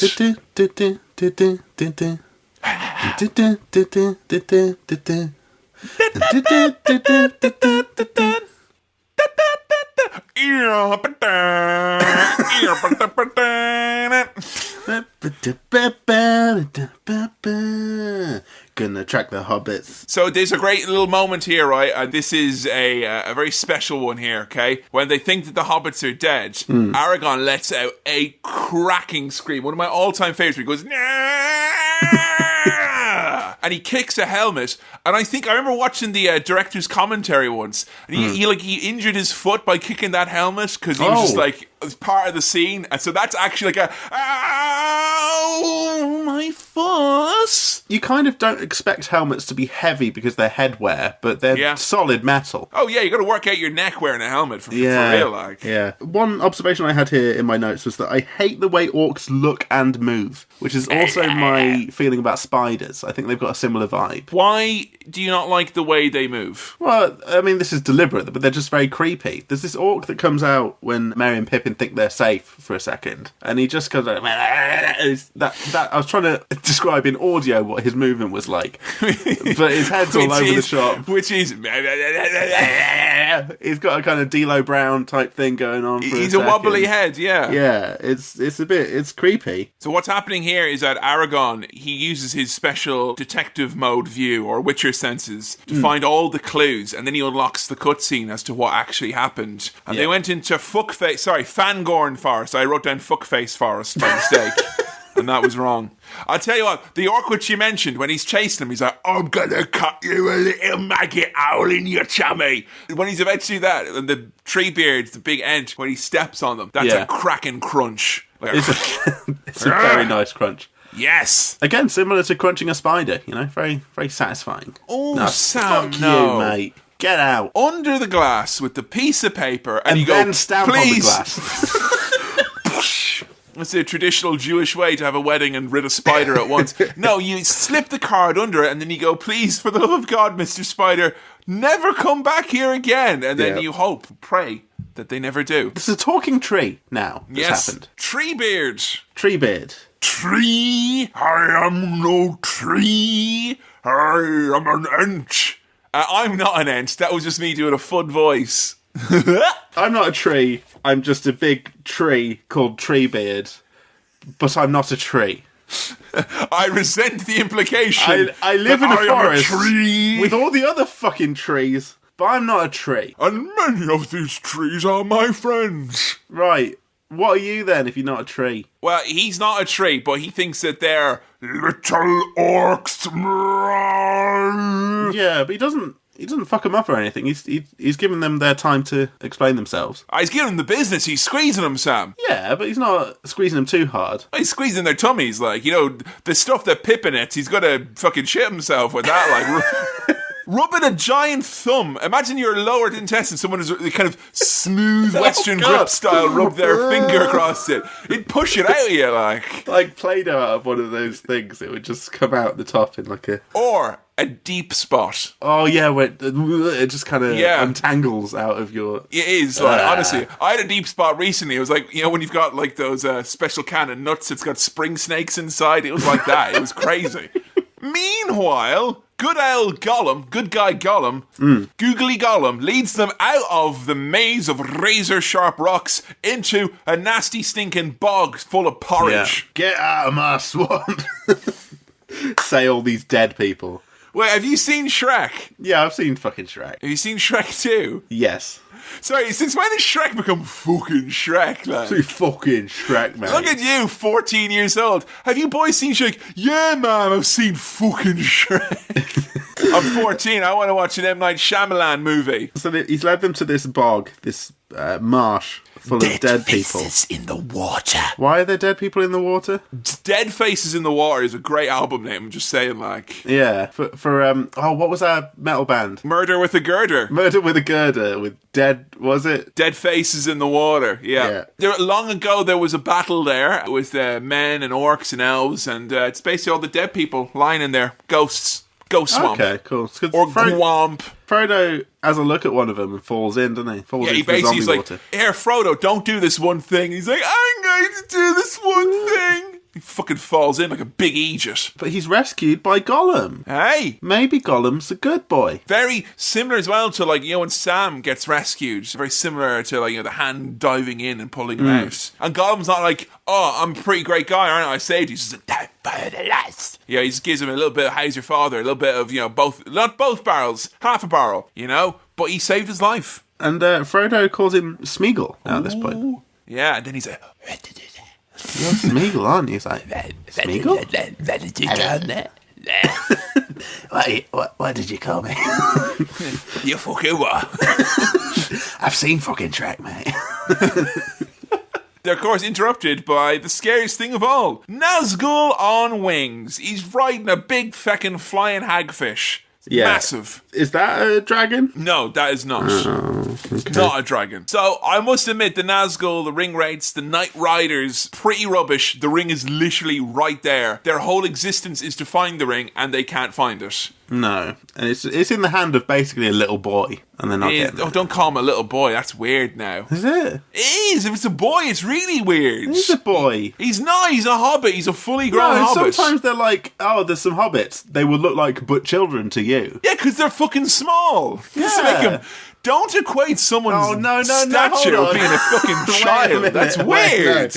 Okay, alright. The Ara gang are in Fangorn Forest, and they're here to meet the White Wizard. Be careful. Do not let him speak. He will put a spell on us. Yeah, now they think that's Saruman, right? They do. They think it's proper Saruman, and they're very scared. So they're all like, "All right, be careful." And straight away, White Wizard's like, "Rah!" And he does all sorts of magic on them, makes his sword too spicy to hold. Like, it's all rubbish. And then he's like a total fucking troll here, because he's like, I'm Christopher Lee, definitely not Gene McCallan. With fucking lying face, he's blinding white light, like, mate, I'd fucking kill you if you're not careful here, like, I'll literally stab you. It's a risky gambit. It is very risky. He's like, I can imagine if they stabbed him and like, I was just kidding for fuck's sake. It was a prank, bro. So he's revealed what happened to him. Yeah. He's all right now. So it's okay. Ian McKellen does a little bit of a cheeky look here when you get the reveal. Big reveal. He's like, You go, were you it's only me." expecting Christopher Lee, perhaps? No, you big feckin' idiot. It's me, Gandalf. He's now Gandalf the White because his hair's got a bit different. So you used to call me Got a Gandalf different the cloak. Grey. Yeah. So you used to call me Gandalf the Grey. But at least you Gandalf the White. Of course you fucking know your name. Stop being an idiot. Come on now, get serious. Every day was like a lifetime on Earth. Oh, what was I called again? Oh, you're Gandalf. Come on. He's still in the prank bit. He's still trying to trick him a little bit more. He's trying to do another Always goof. on, Sam, isn't he? Oh, who Always am I? on. What's going on? And then he's got this straight up theremin whistle where it's like, Yeah. there is a burglar alarm near where I record sometimes, and it goes, and it always just makes me internally go, and then I have an internal bit where Shadowfax, the Lord of all horses, friend of mine, and I had to go to the whole like, and fucking stroke the horse and then get on with my business. It's very distracting. I forgot the name of the horse because I only wrote it down like as a little joke that I did where the horse was called Filofax. But I couldn't remember the real name of the horse. Shadowfax. Hey, did you have them little Filofax guys as a kid? No. There was like ones for kids that I think DK used to make. It was like Filofax, put all your cool facts in there and shit. Donkey Kong used to make Filofaxes. It did, yeah. Was it DK or DC? One of those? No, DK. Yeah, DK. Yeah. The last member of the DK crew is the fine selection of children's encyclopedias. It's great. It taught me basic clerical work as a child. Like got little Filofaxes 2 years in a row, and then the following year I had a summer job filing in my parents' office. Like, hang on a second. I see what's going on here. I've been bred for this, like. And therefore I waited in bated breath 2 years after getting Pokemon, so I'd be asked to become a legitimate Pokemon trainer. Never happened. Still waiting Never for the happened. call. Still waiting for that. So Frodo and Sam, they've been led to, I think, the entrance of Mordor, maybe? The Black Gate. The Black Gate. And there's some Easterlings here? Oh, and that a great name. Easterlings. You know, I imagine Easterlings, little, the little eggs that you'd be getting. Yeah. Little Easterlings. No. Yeah. I ate a big basket of Easterlings last year. They don't look tasty, these Easterlings, though. Oh, no, what are you talking about? They got the gold foil on the outside. You got to pull it off, Sam. They're good to go underneath, like. Yeah. Sam falls down like Winnie the Pooh. Where he's like, oh no, I've gotten stuck like a fucking idiot. Oh, fuck. Wait, is this the bit where they hide under the thing? Yeah. This is stupid. What? Is this some sort of magic cloak here? Or is this just Yeah. a genuine, honest-to-goodness cloak? No, it's an elven cloak, Sam. Hence the fucking line of dialogue for you fucking Johnny-come-latelys who didn't even have the courage or the heart to buy and watch the extended version. Sam has to go, embarrassingly to all of us who've watched the extended version, if we didn't have these elven cloaks, we'd be in like a big bit of trouble, or these elven cloaks won't do us any good inside. Because in the extended version, they're given gifts from the lady Galadriel, and she gives them elven cloaks, along with the Lebanus bread. And the elven cloaks mean that they can hide away from stupid eyes. Do they just make you turn in... It's like almost a chameleon thing. You just turn into something around you. Yeah, It disguises you. It's camouflage. In the way that Kirby can turn into like a statue or something like that. Yeah, it's kind of avoid any... So it's the special Tanuki suit from Mario 3 where you can turn into a statue and people just walk on by and not know what's going on. If that's the case, I feel like they don't use this enough in this film. It'd be a bit too much, like. But there is a point in the next movie where there's like a key item that is not referenced unless you've seen like those extended versions, and that's once again you've not done the required viewing for this. I will fill you in as well, of course, just in case anyone wondering at home. Gimli asked for but one golden hair from the lady's head, except she gave me 3. What he's going to do with those hairs is anyone's guess, but keep that in your back pocket, Sam. The whole time, Gimli has got 3 ladies' hairs in his back pocket. Does that happen in this film? Last movie, extended version. The previous movie? Yeah, just so we know, he's got the hairs. So Jesus Christ, this film has got a fucking inventory I have to keep track of. I feel like I need to press start and have a look at all the items that I've got. Yeah, or you could check the notebook, you know. This film would be more fun as a game, where the walkie about bits, you're actually doing them yourself and you can jog about and run around on a horse. A lot of fetch quests, I'm sure, will be involved as a result to pad it out. But I don't want to fucking watch it. It's like watching someone play Red Dead Redemption. I'm like, this is boring watching you do it. It's great when I do it. I wouldn't know. I've not got enough time to I've honestly, and I hate that. You know what? This is what's happened to me the other day, where it's like Metroid Prime 4 has been like basically cancelled and will be restarted. I was like, yes, great, awesome, yeah. It's like when someone's like, I'm sorry, I can't come over today. I'm like, oh yeah, no, that's great. And you're secretly happy because you had a lot of admin to do anyway. Yeah, so that's how you feel about Metroid Prime. That's how I feel about Metroid Prime right now. So Gollum is like, they will see. So he says, don't go in the front gate like a bunch of idiots. Why did you bring us to the front gate then, mate? Because I asked him to go, you know? Yeah, but he knew a different way, and he was like, yeah, but Master didn't ask. And I'm like, what?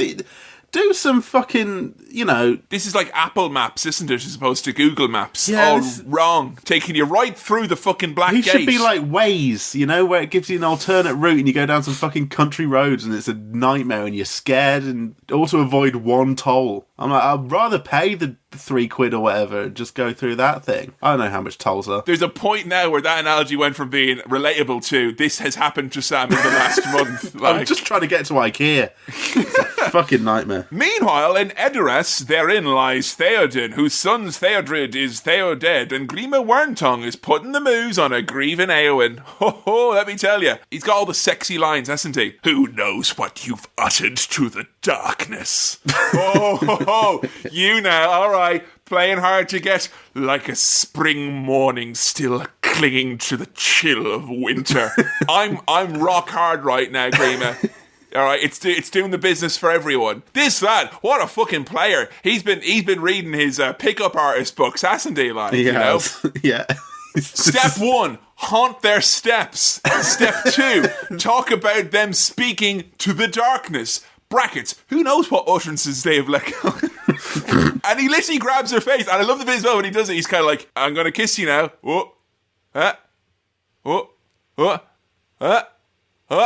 And then she's like, your words are poison.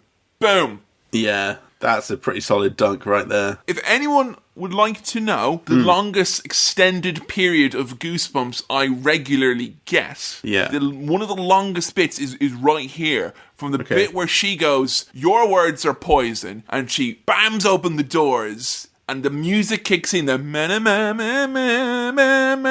don't know why I'm doing a guitar. Whammy bar.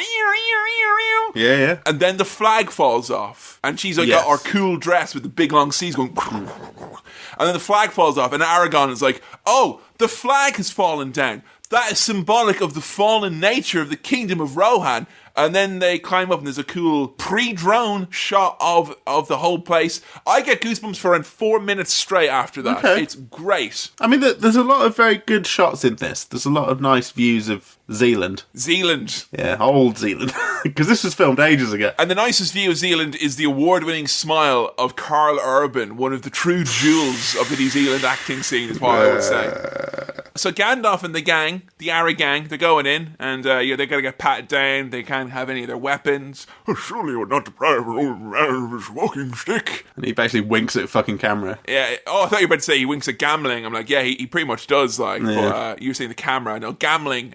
Different character there. Gambling. Camera is not a character in the Lord of the Rings universe.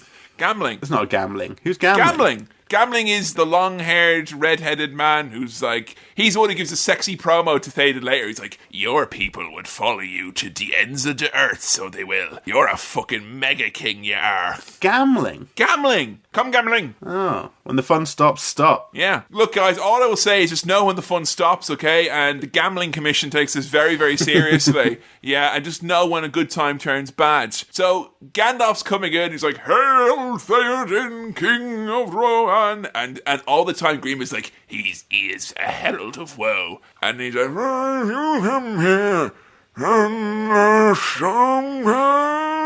You're right, Lord. He's a fucking dick.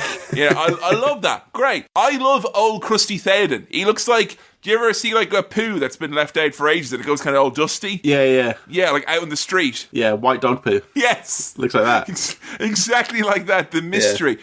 There was a white poo once in boarding school, and it literally, it was like Who Shot Mr. Burns? It gripped the entire nation for a whole summer. Like, we never found out. I think I've also noticed about this film and this universe is that everyone loves saying who their dad is. Yeah. Like, this is so-and-so, son of so-and-so. But that doesn't work these days. Where I'm like, I'm Sam, son of Ian. No one really... I know, mine's got a nice cadence to it. When you're Sam, son of Ian, you've got Bat, son of Bat, you know? Yeah. And I'm Kevin, son of Brenton. You know, that could work. Yeah, you know, we got so. the banging, you know, thing here, you know? Was this like pre-surnames? Pretty much, yeah. I mean, yeah. Sam, son of Ian, of the kingdom of Nottingham. Yeah. Maybe I'd be Sam Ianson eventually. Ianson. Ianson. Sam Ianson, because I'm son of Ian. That's what happened. You weren't a son of Ian, you're actually a Lynn of Chap. That's what actually has happened here. That's why you've got the surname that you do now, like. The Gandalf reveals his staff here. I told you to take the wizard's staff. You... Wormtongue? Wormtongue's really surprised by this, but he must have been watching a little bit as they came in. Nah, he's too busy being right up close to Theoden and be like, last question, mate. He's proper in there, isn't he? Gandalf does like an exorcism on the king. It's to get great. All of the bad out of him. Yeah, he says, I will draw you like poison from a wound, Saruman. And he's like, gah, Rohan is mine. Like, this is the second time we've had Christopher Lee's voice come out of someone else's body. I love that so much. Is he able to just possess people then? Is that kind of what's happened? Yeah, he's possessed them. Right, cool. Hence why Rohan's not fighting the orcs and not having a proper funeral for Theodred. You know, it's all because of Saruman. And then he goes, rah!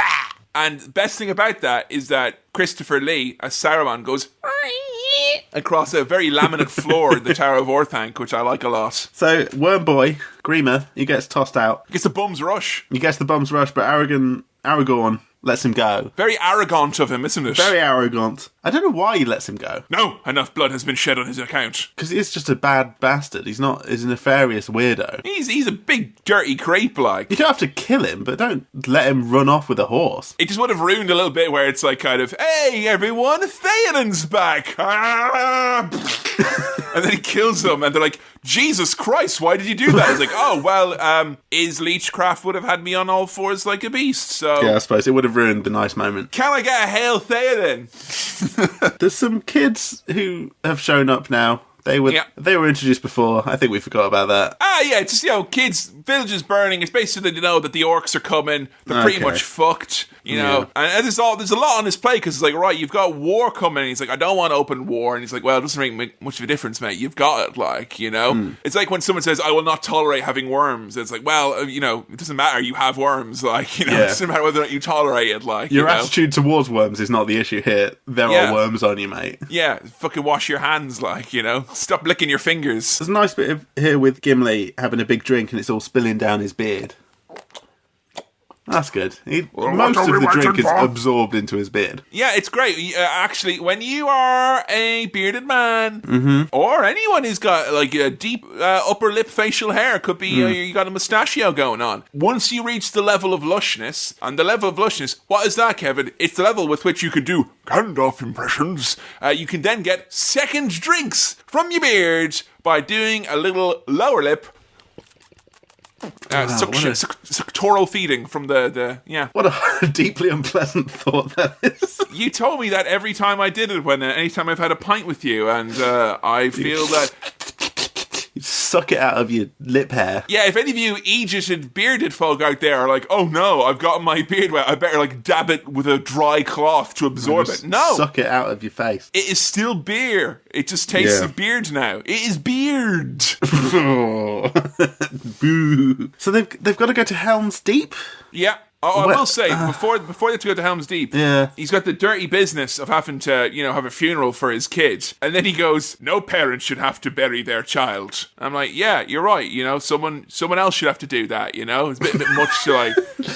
Someone hasn't taken out a prepaid funeral plan. Yeah, the gravediggers are just sitting there kind of going, well, there are the shovels. And like, well, no parent should have to bury their child. Well, you do. So, bit of elbow grease, off you go, And so their plan is to go to Helm's Deep. Helm's Deep. Helm's Deep? Helm's Deep is the fortress of the Rohirrim. It's the great mountainside castle. It's built into tunnels that go all the way to the Riverlands. So it's very safe, very fortified. This is just a hide from the orcs and the nasty people. Pretty much. It's to keep everyone safe, and everyone kind of disagrees that it's a bad idea, that it's a trap. They'll be cornered like rats in a cage. Meanwhile, Éowyn reveals that she fears neither death nor pain. Cages, though, that's a whole other story. Aragorn seems really into that. He fancies her, very obviously, here. Because she doesn't fear death. They've got a little bit of... I like going this here, we got the underqueathed love for once in one of these movies, because Éowyn's got the hots for Aragorn, and he's got the hots for her, but he's got his long-distance elven girlfriend, Arwen, to consider. Yeah, so it's a classic Éowyn-Arwen situation here. Yeah, I mean, are you more of an Éowyn or an Arwen? That's the kind of question you need to be asking yourself. Meanwhile, Sam is busy calling Gollum names like, Oi, stinker! And Frodo's not having it. Frodo feels sorry for Why do you do little that? Gollum.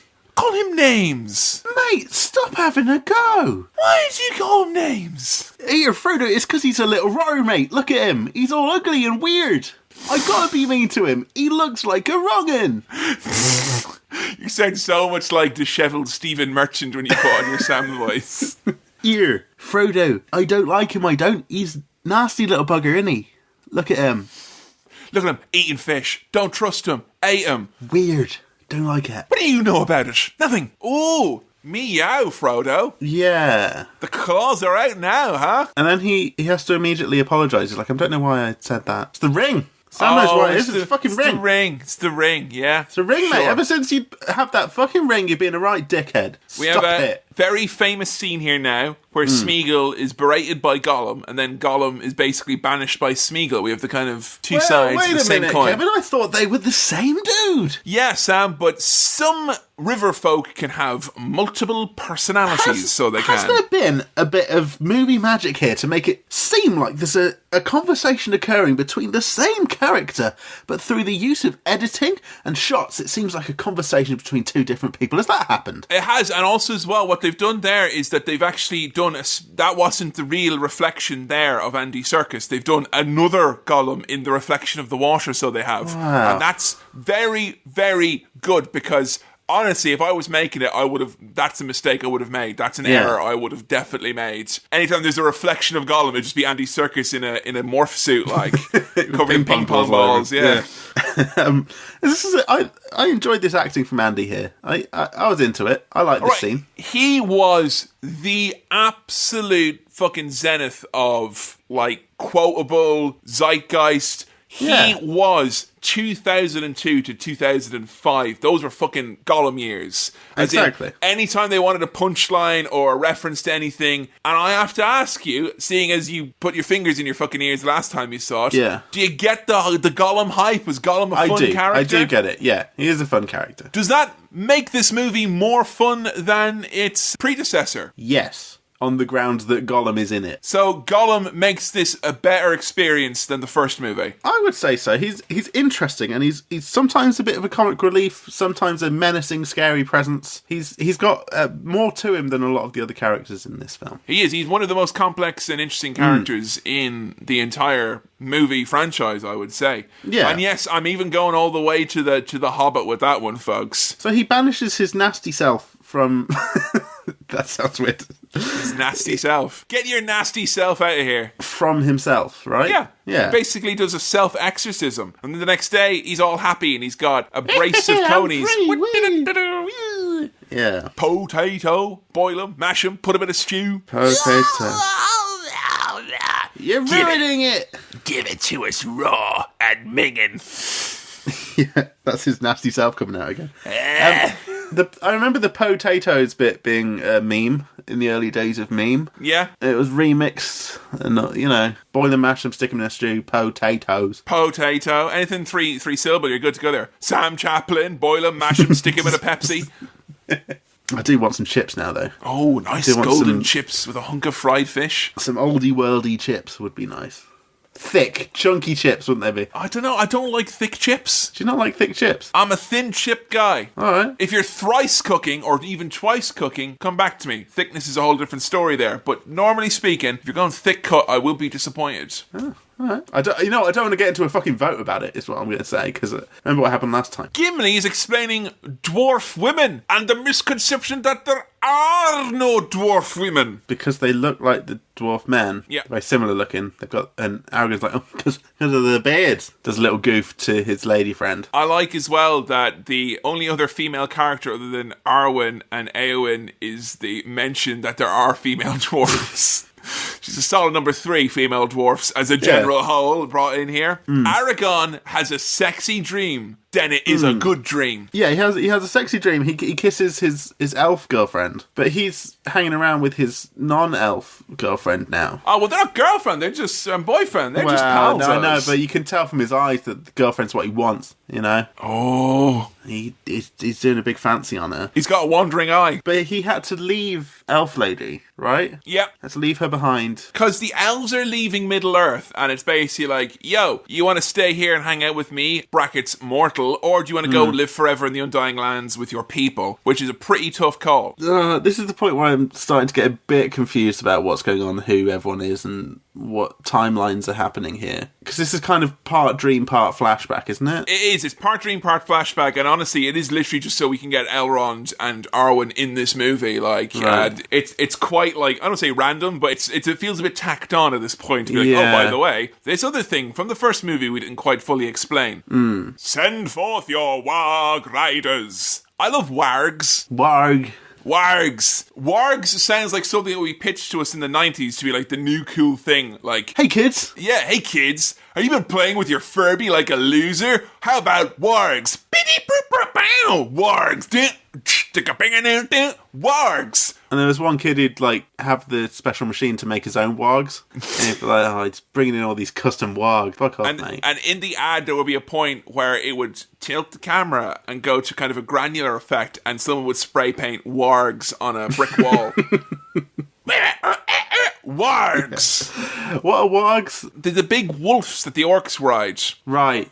Okay, that's the warg. Yeah. Yeah, okay. They look like taxidermy animals, don't they? They do, bad taxidermy They look animals. like they've been stuffed already, but they're somehow really pissed. alive. Yeah. A little bit of fun banter between Gimli and Legolas here. A little bit of playful banter. They're like, oh, that was mine, or that one was mine, They're having a little bit of fun killing, It's, when you're taking life, Sam, and particularly when it's a life as meaningless as an orc's life, it's fun to gamify it. It is, It's how you make the chores fun. You find the fun in it. Is this the point where Legolas does his special getting on a horse thing? Yep. Where he does a kind of loop-de-loop weird... What's that? I think that's what the So Solid crew call flip reversing it, mate. It's a very cool move. Gimli kills and then smells an orc. And then Aragorn gets caught in a bit of a tumble as a warg goes flying into him. And they're like, what happened to Aragorn? He's dead. He took a little tumble off the cliff. He's had nothing but dead for 3 stinking days. And I love that orc has the best death in the movie. He's like, he's dead.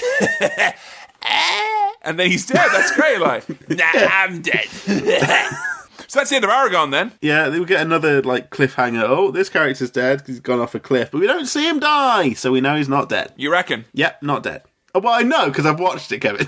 We'll just see. We'll just see, is all I'm going to say. Stay tuned, folks, as Cinema Swirl rolls on. All right, we're back in Cinema Swirl. Back after the break there. We're in Helm's Deep now, aren't we? Yeah? His new lady is sad when it's revealed that Aragorn is not with them. He fell. He fell. And she's like, oh, all right. He's all right. Where is he then? The fucking big loser. Like, oh, I fell. I'm not coming to Helm's Deep anymore. I scraped my knee, like. And she's like, got right off him because she thought he was a big boy. And now he's not. He's just a wuss who fucking falls over once and then won't even do a battle. Helm's Deep, which is where they're all holed up, has one fatal flaw. It's got a fucking drain coming out of it, which I think is like... What else had like a little hole? It was a Death Star. Death Star, yeah. Little hole in it. Why do they build these things with little hole in it? Sam, if there's no drain, the thing's just going to fill up with effluent and just explode. No one wants that. Yeah, and it will stink so badly that no one will come and attack you. Make your bugs features, mate. It's part of the strategy. So yeah, Grima's all like, how can fire undo stone? And he's like, oh, I've invented bombs, mate. That's how. Fucking get with it, yeah?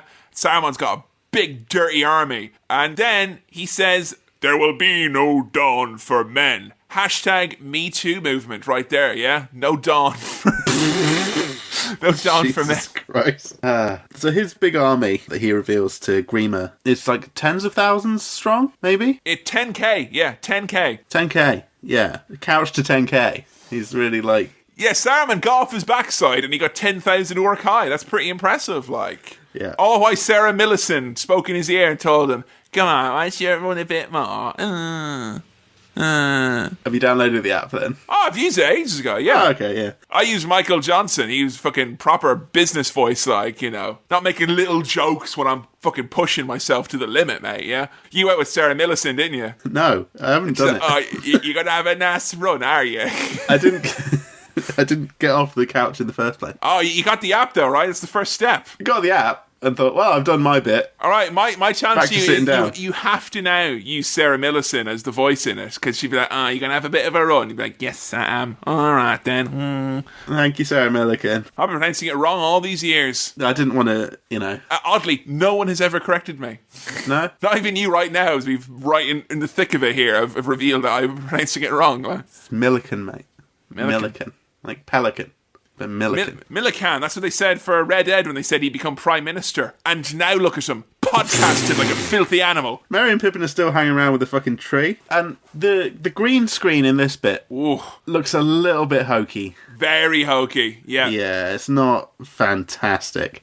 I don't know why that bit is so particularly egregious looking. It's not. It's because they're moving fast past a background that is the wrong colour, I think, for it to be obscured. Yeah. You know? Just the too motion dark. blur or something is off. It just doesn't look right. It looks very, very peculiar indeed. But it's all right, guys, because Ari's grand. He just had a little bit of a kip. Had a ghost kiss as well, which is the best kind of kiss. Yeah. He's alright. Now, I got confused by the elf dad bit. Oh, with Elrond. Yeah, that's fine. They've done that. Whether by the sword or the slow decay of time, Aragorn will fall. There will be no comfort, nothing to carry with you as you waste your dwindling years of your long life walking this plain. Oh, God, Sam, isn't it the worst? If anyone you know is going out with someone you think is a little too old for them, just give them the old Elrond speech here, huh? And just let them know that, you know...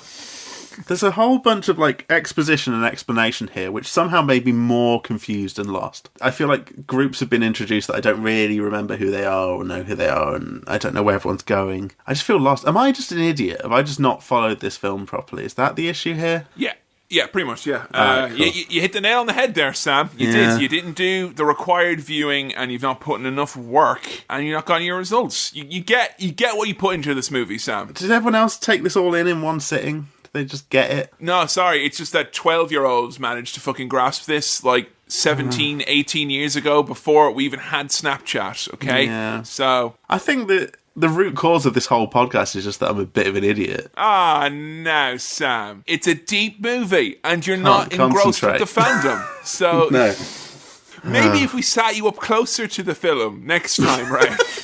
I had the subtitles on and everything, trying to get every last word and understand who everyone was. And it's just more alienating and confusing. So you didn't like that Galadriel was like, oh, by the way, there's also the Gondorians, and there's also Faramir, the young captain of Gondor, and the elves are leaving for the Undying Lands, and what will the woodland elves do, Elrond? There was an allegiance between men and elves many years ago. Are we the elves? Is the time of the elves is over? And it could be the time of the orcs, or perhaps the time of men. Are we to leave them to their fate at Helm's Deep? Or should we send an attachment of woodland elves? And that's only what they bloody do. So I can feel my brain drying up. Like it's kind of just all the moisture is going out of my head at this point. It's just like, yeah. What I can do is, like, I can put on headphones and I could be like an inspirational voice in your head to get you through the rest of this podcast, like, you know? Yeah. You nailed it, Sam. Just walk for another 30 seconds and then we're going to go and talk about Faramir. If you could do little jokes while I'm trying to get through it, that would be great. Like Sarah Millican does, you see? She does little jokes, like, kind Just of. little jokes. Like,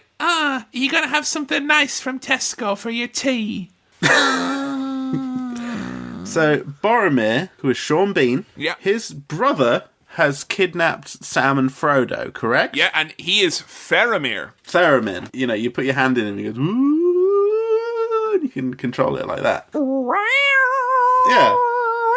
Faramir makes some pretty spooky noises, yeah. And Frodo basically lays it all out. He's like, yo, there was the Fellowship of the Ring. There was all this stuff. There was like a big octopus. It was really, really great. And then he's like, Frodo, that's his brother. He's my brother.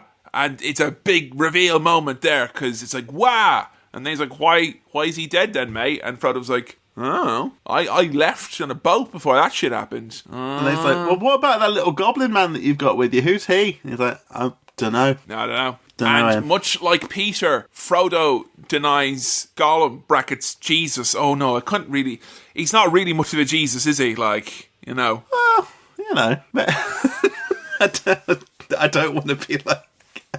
I don't want to make comparisons between Gollum and Jesus, but... You're uniquely qualified. You've seen the Passion of the Christ. I have, yeah. You know, a lot of people looked at Jesus and said that he was a weird little goblin boy. And yet, now, you know... So think twice who you call ugly in high school. Exactly, because you never know who ends up being the president of heaven. Yeah. And, you know, you don't want to make enemies. Swimming in the forbidden poo is forbidden. He looks so cute having a nice time in the pool, though. The forbidden pool! Yeah, but why is the pool forbidden? It is the forbidden pool, Sam. You can't go in it. It's punishable by death. Is he making that up to trick him into explaining who Gollum is? I just love the idea that it's just kind of accepted. If someone says in the Lord of the Rings universe, oh, that's the forbidden pool, it's like, oh, fucking shit, really? Oh, yeah, oh, okay, alright, yeah, I'll tell you who he is. Like, I reckon that's bollocks that he just made up. yeah, it's not the forbidden pool, it's just fucking... Punishable by death. death! Going in the forbidden pool. Yeah, I mean, it's a very, very, very forbidden pool, Sam. Frodo explains that he's their guide. Yeah. That's why they brought him along. And Gondorians treat him like shit, they beat him around a bit, and it's like, what did they steal from you? My precious milk!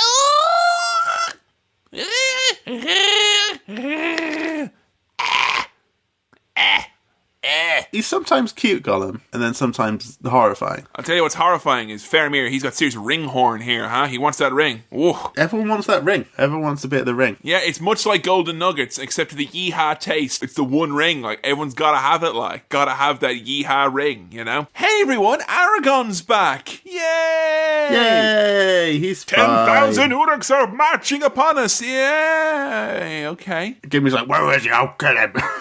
You like Gimli. Gimli's great. I like Gimli. Yay! Yeah. You remember in the first movie when Gimli realised his cousin was dead and he went, ah!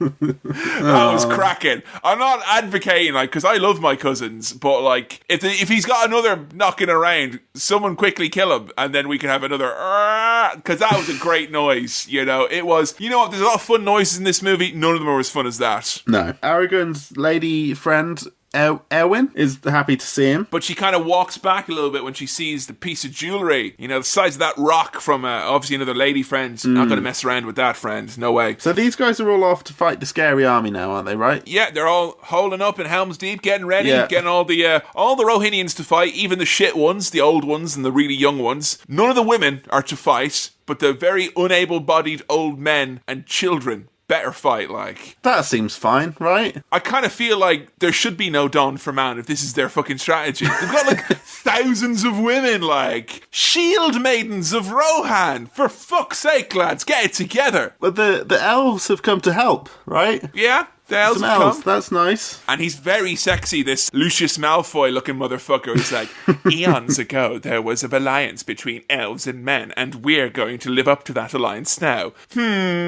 And they're like, all right, you tricksy elves. It's a bit shit that it's like, hey, everyone, do you want to go to the Undying Lands? Yeah, all right. What is it? Oh, we get to live basically forever. It is essentially heaven. Sorry, lads, could you just quickly go to Helm's Deep? There's 300 humans who are about to be killed by 10,000 orcs. Could around 20 of you go? Is that 30? Yeah? Cool, thanks. Oh, no, you come to the Undying Lands afterwards. That's fine. Yeah, cool. As long as you don't die. We'll be in the Undying Lands not dying, but you might die.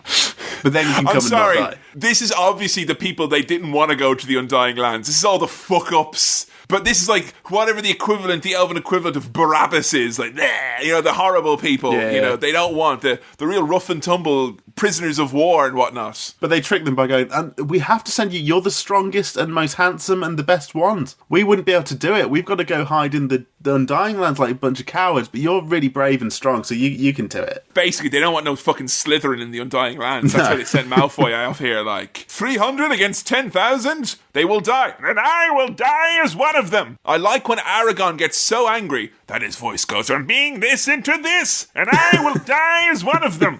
Fuck, he's not Kermit the Frog.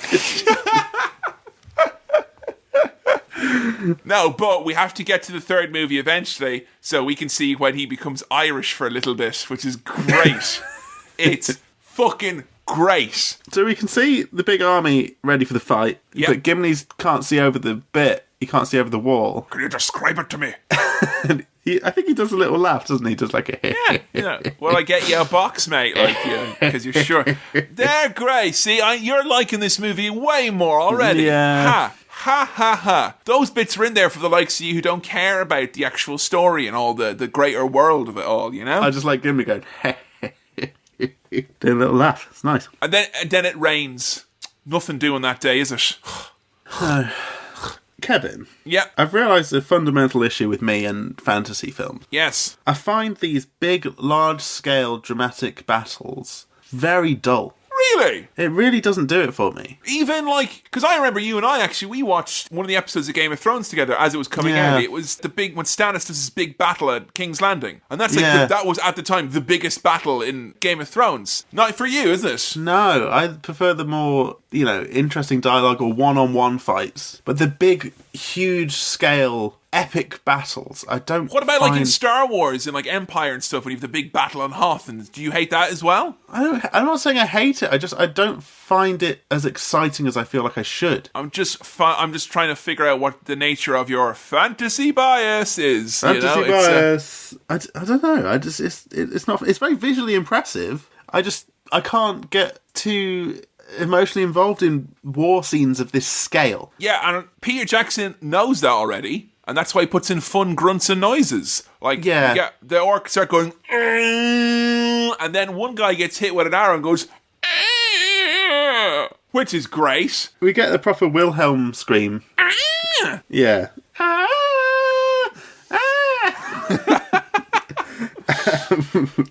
Gimli and Legolas are again competing with each other over their kill streaks, like teenagers playing Fortnite in their bedrooms. For those listening in the future, a few years from now, Fortnite was a video game. For those of you listening in the future right now, a bedroom is like a room where you sleep and sometimes eat. We used to have them before Brexit. In the before times. Not anymore. Theoden is all like, so it begins, so it does.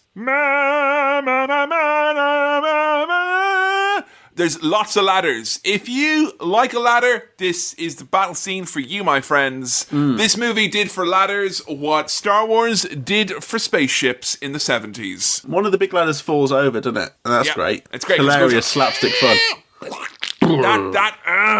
That crunch. Yeah. To be a Foley artist on this one, Sam. Would be a right hoot and holler, wouldn't it? And while all this is going on, by the way, the Ents are meeting, and they're very slow and rubbish. And the Ents have agreed, after seemingly days of chat, that Merry and Pippin aren't orcs. Well, it's good that they've established that. Very much so. And then the second that the battle is looking in the favour of the humans, Theoden bloody ruins it all. Sod's law, so it is, where he goes, Is this it, Saruman? Is this all you can conjure? Like, no, he's got bombs as well, you big idiot. What he said, oh, lads, 10,000 orcs, go hit the fucking rocks with your swords, like, you know, like in Holy Grail, like, clink, clink. No, they got bombs. The wall bursts open.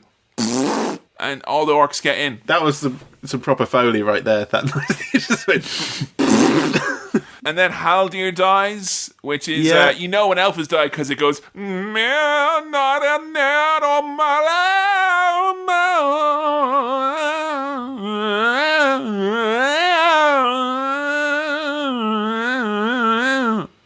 That's Theremin, the character from before. That's what's going on there.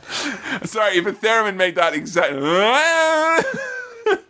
I would pay good money to have such a theremin. I'm trying to keep track of what happens when in this fight, because it's quite long. Oh, it's all just fucking swords and ladders and... It's all happening. And number counting and fun. The toss me bit is fun. You want to toss me? You have to toss me.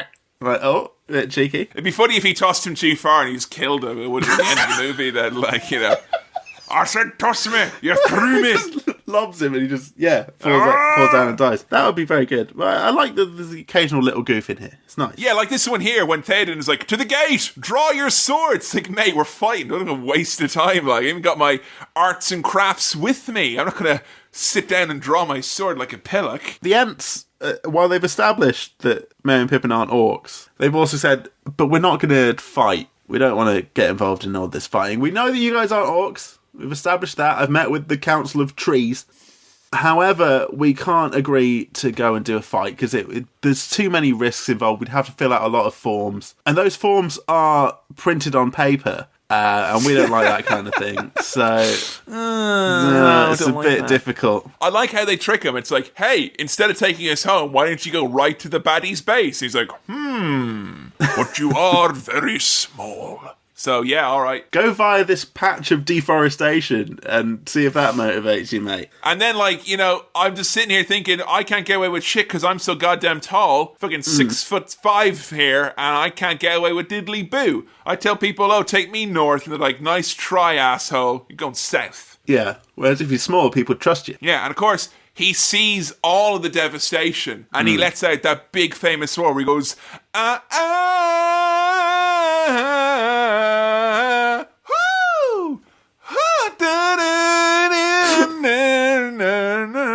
What about everybody? What about Yeah. And then Jarvis Cocker, if you look closely, and runs up into the forest and sort of gets his bum out, and it's very funny. But that is a great bit, yeah. I love, this is one of my favourite scenes in all of film. Oh, where wow. they bust the fuck out of this big bass. I love it. There's something about seeing very clean water run over smouldering fires and grot and grime. Like, I get the feeling from watching this of, like, a big crazy battle scene, but also, like, washing my face when I'm a bit grotty after a day of hard work, you know? Yeah. It's very refreshing. I feel very cooled down when I see all the fires of Isengard go out. And that big fucking massive crane going... Great stuff. Love it. the Ents did that, didn't they? They did all that stuff. Yeah. They broke the dam, so broke they the did. dam. I'm not going to lie to you, Sam. I would like to break at least one dam before I leave this mortal coil of ours. Oh, me too. Yeah. Maybe just like one of those little ones that like some otters have made. Just fucking kick shit out of it. Break the dam. Yeah. And then all the industry of the otters will be destroyed, like. And then the otter played by Christopher Lee will look around like he's lost his keys. I swear to God, it's the same fucking 2 seconds of him going, and then he's looping around over and over again, like. You don't have them, Chris. You're too old. You shouldn't have your keys at this stage. So the Nazgul are here, I think. Yeah, the Dark Nazars Riders arrive. So they've been taken to Osgiliath, which is a shit town that is about to fall to the hordes of Mordor, the Hordor.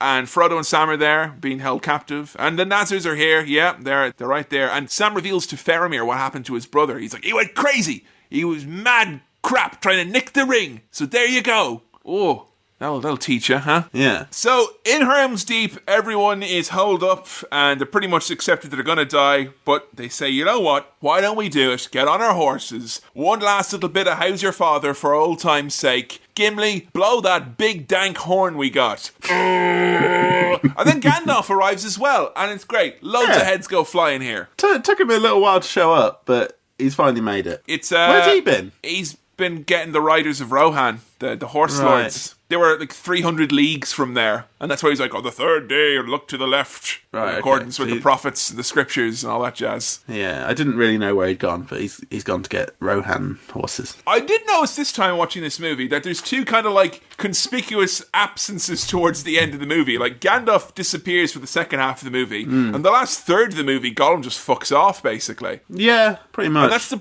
problem with these ones, is that Peter Jackson doesn't like the theatrical cuts. He thinks they're the incomplete versions. And they are actually quite jarring to watch in some senses, because a lot of quite crucial scenes, or at least screen time scenes, so you feel like you're seeing everyone an equal amount, are all in those 3 hour and 45-minute versions of Lord of the Rings, The Two Towers. Yeah, but we won't think about that. We won't entertain the idea of watching some of those. For Frodo, at one point, there's a dragon attacking him, or a Nazgul. Yeah, so he's with the Nazgul, and he's basically offering him the ring, because I think Frodo's forgotten the plot of this movie, like an idiot. Yeah, well, it looks like he's about to kind of put it on to hide from the dragon thing, but that's a bad thing to do, and Sam saves him. But he pulls his sword on Sam. And he's like, this is Sting! I'm an Englishman in New York!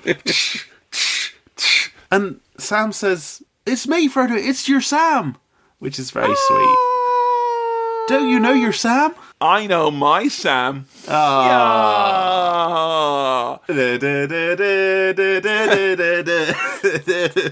No, unfortunately, Sam, we can't have the ending here. We have to get to the bit where you say you don't like the movie first. Alright, fine. So, Faramir kind of sees what they're all about, and he's like, you know what? You guys, I'm going to let you go. You're on a mission. It's important. This ring is evil. And then they're like, do you know the laws of this country? The laws of your father? Your life will be forfeit. He's like, yep, I'm going to die. Yeah, he's pretty laissez-faire about this. He's very relaxed about forfeiting his life for these lads. Because Sam does a big speech about not turning back and holding on to the hope that there's good in the world. And that convinces Theremin that it's all going to be all right. Yeah, because Sam cut a really rousing speech set to great music, so I totally understand where he's going at there. Sam, at the end, is walking off with Frodo. They're together. You know, Frodo's like, I wouldn't have gotten anywhere without Samwise the Brave. That's you, mate. Yeah. Yeah. And, Gandalf and them are like looking out going, oh, Lord of the Rings will have another movie and we're going to watch the fuck out of that, you better believe. The battle is over, but the war is not yet won. Mate, I've heard of a Lord of the Rings, but a War of the Rings?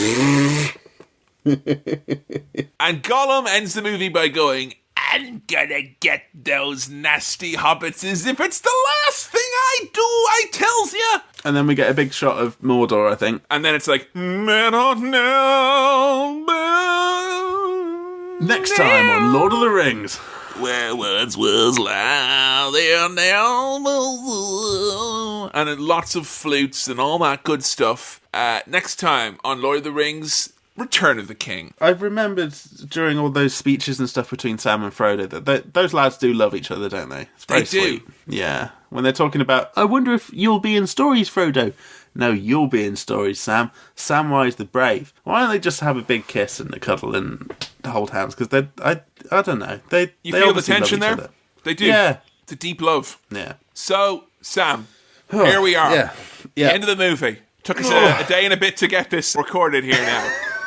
Yeah. You have, in fairness, and I listened to the first Lord of the Rings episode recently, which is basically around 2 hours of you going, Yeah. Now, you did say that you enjoyed yourself at points, and you certainly liked Gimli, and while maybe all the big picture stuff didn't ring true with you, you seem to enjoy the relationship of Gimli and Legolas, and Sam and Frodo, and you like the work of Gollum, and Sam, that's Lord of the fucking Rings, so let's see what your final thoughts are here now. Was it as bad as you feared on results referendum day? No, but it was a slog, and I feel like it's not something I would ever watch out of choice. But I didn't go into it trying to hate it. As much as it's funny and on brand for me to be like, fuck this stupid film, I did give it the benefit of the doubt and I opened myself up to it, and there were some fun moments. Did you hate it? I didn't hate it. I was just a bit bored and lost at some points. Bits of it that were meant to really grab you were not the exciting bits to me, and the interesting bits were some of the nice little bits of character development. Because when you said like, oh, the big battles don't do much to him, like, well, that's the last third of the movie, friend. Like, yeah, it's a big old chunk of it, which just blurs into one kind of long, dark sequence for me. With lots of impressive CGI and shots and things, but nothing of any substance for me, really, apart from some nice little goofs between the characters. I'm not saying I just like talking or, funny bits or silly characters who do voices, but I also am saying that. And I don't know. It's a tough one because I didn't hate it. It wasn't awful. It was just it was very long. It was like going to the dentist, wasn't it, Sam? You built it up in your head like it was going to be this big scary thing, and all it was a bit inconvenient, a bit of a slog. And while you didn't like it, it certainly wasn't the arduous tooth pulling experience maybe you thought. You went in expecting your teeth to be pulled out, and you've been told you just need to floss more. That's what's happened there. I was going to say, like, what I've learned from this movie is that I need to floss a bit more, and then it'll be all right for the next one. Tell you what, Sam, we'll book you in with Return of the King in about 3 months' time, and we'll just see how you're doing, all right? All right, that sounds good to me. No. That's fine. No, Kevin. Wait, that's no. auditory confirmation there, folks. That was a parody of being at the dentist. It was a 3 months. No. So that will take us right into April. Lovely. No. It was all right. What? It was okay. I built it up as being this shitfest. It's just not the right film for me. I think it's a much more fun movie than the first one. Yes, definitely. The first one was just fucking people walking about with some fights. Easily better. Like, there's no argument to be made that the first movie is in any way superior to the second one. No. How many star wipes did I give the first one? Do you remember? I think with your fucking teeth being pulled, you went with 2 stars. Although you may have went with 1. I could be wrong. But you know what? I don't want you to base this on your previous rating. No. This should be always your inside you, what it's telling you. If this was a fucking arduous experience, then it's 1 star, But if you've had fun, you may need to consider extra stars. That's all I'll say. It wasn't without merit, is what I will say. Okay. And with a lot of these films, when I don't like them, I can see why other people like them. And I know that the issue is often me and my personal taste. Yeah. So I don't know whether to factor that into my star wipe rating. And we can't do half star wipes, as I've discovered. No, this is not allowed. No half measures. I think for this one, as much as this was seen as like a torturous thing and make Sam watch it and he'll have an awful time. In fact, there were lots of comments throughout the whole process of us teasing the fact that I might watch this, of people basically saying, I want Sam to suffer. Show him this. For all you've done. Literally one of the comments was like, I want to see him squirm and have a bad time. Well, good luck on a fucking podcast, mate.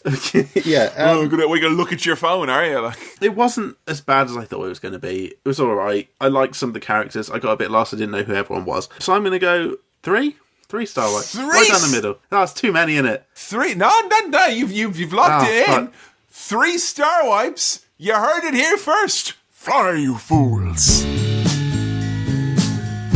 Oh, me again. Thank you for listening to this episode of Cinema Swirl. Just to remind you, we're on Patreon now over at patreon.com/cinemaswirl. That's patreon.com/cinemaswirl. If you become a $5 backer, you'll get access to our new show, Cinema Swirl, where we look at some really crap movies, plus some other exclusive fun bonuses for you. This episode was produced by Kevin, edited by me, Sam, and the music was also by me. If you want to check us out over on Facebook, you can join us on facebook.com/cinemaswirl, or on Twitter, that's @Cinema Swirl. If you've got questions, queries, comments, or you're my dad and you just want to get in touch, send an email to cinemaswirl@gmail.com. That's cinemaswirl@gmail.com. If you haven't already, please do subscribe on whichever podcast thing you use. If you enjoyed the show, please do recommend it to a friend, and thank you so much to everyone who's done that already. It is really greatly appreciated. Thanks again for listening. We'll see you next time.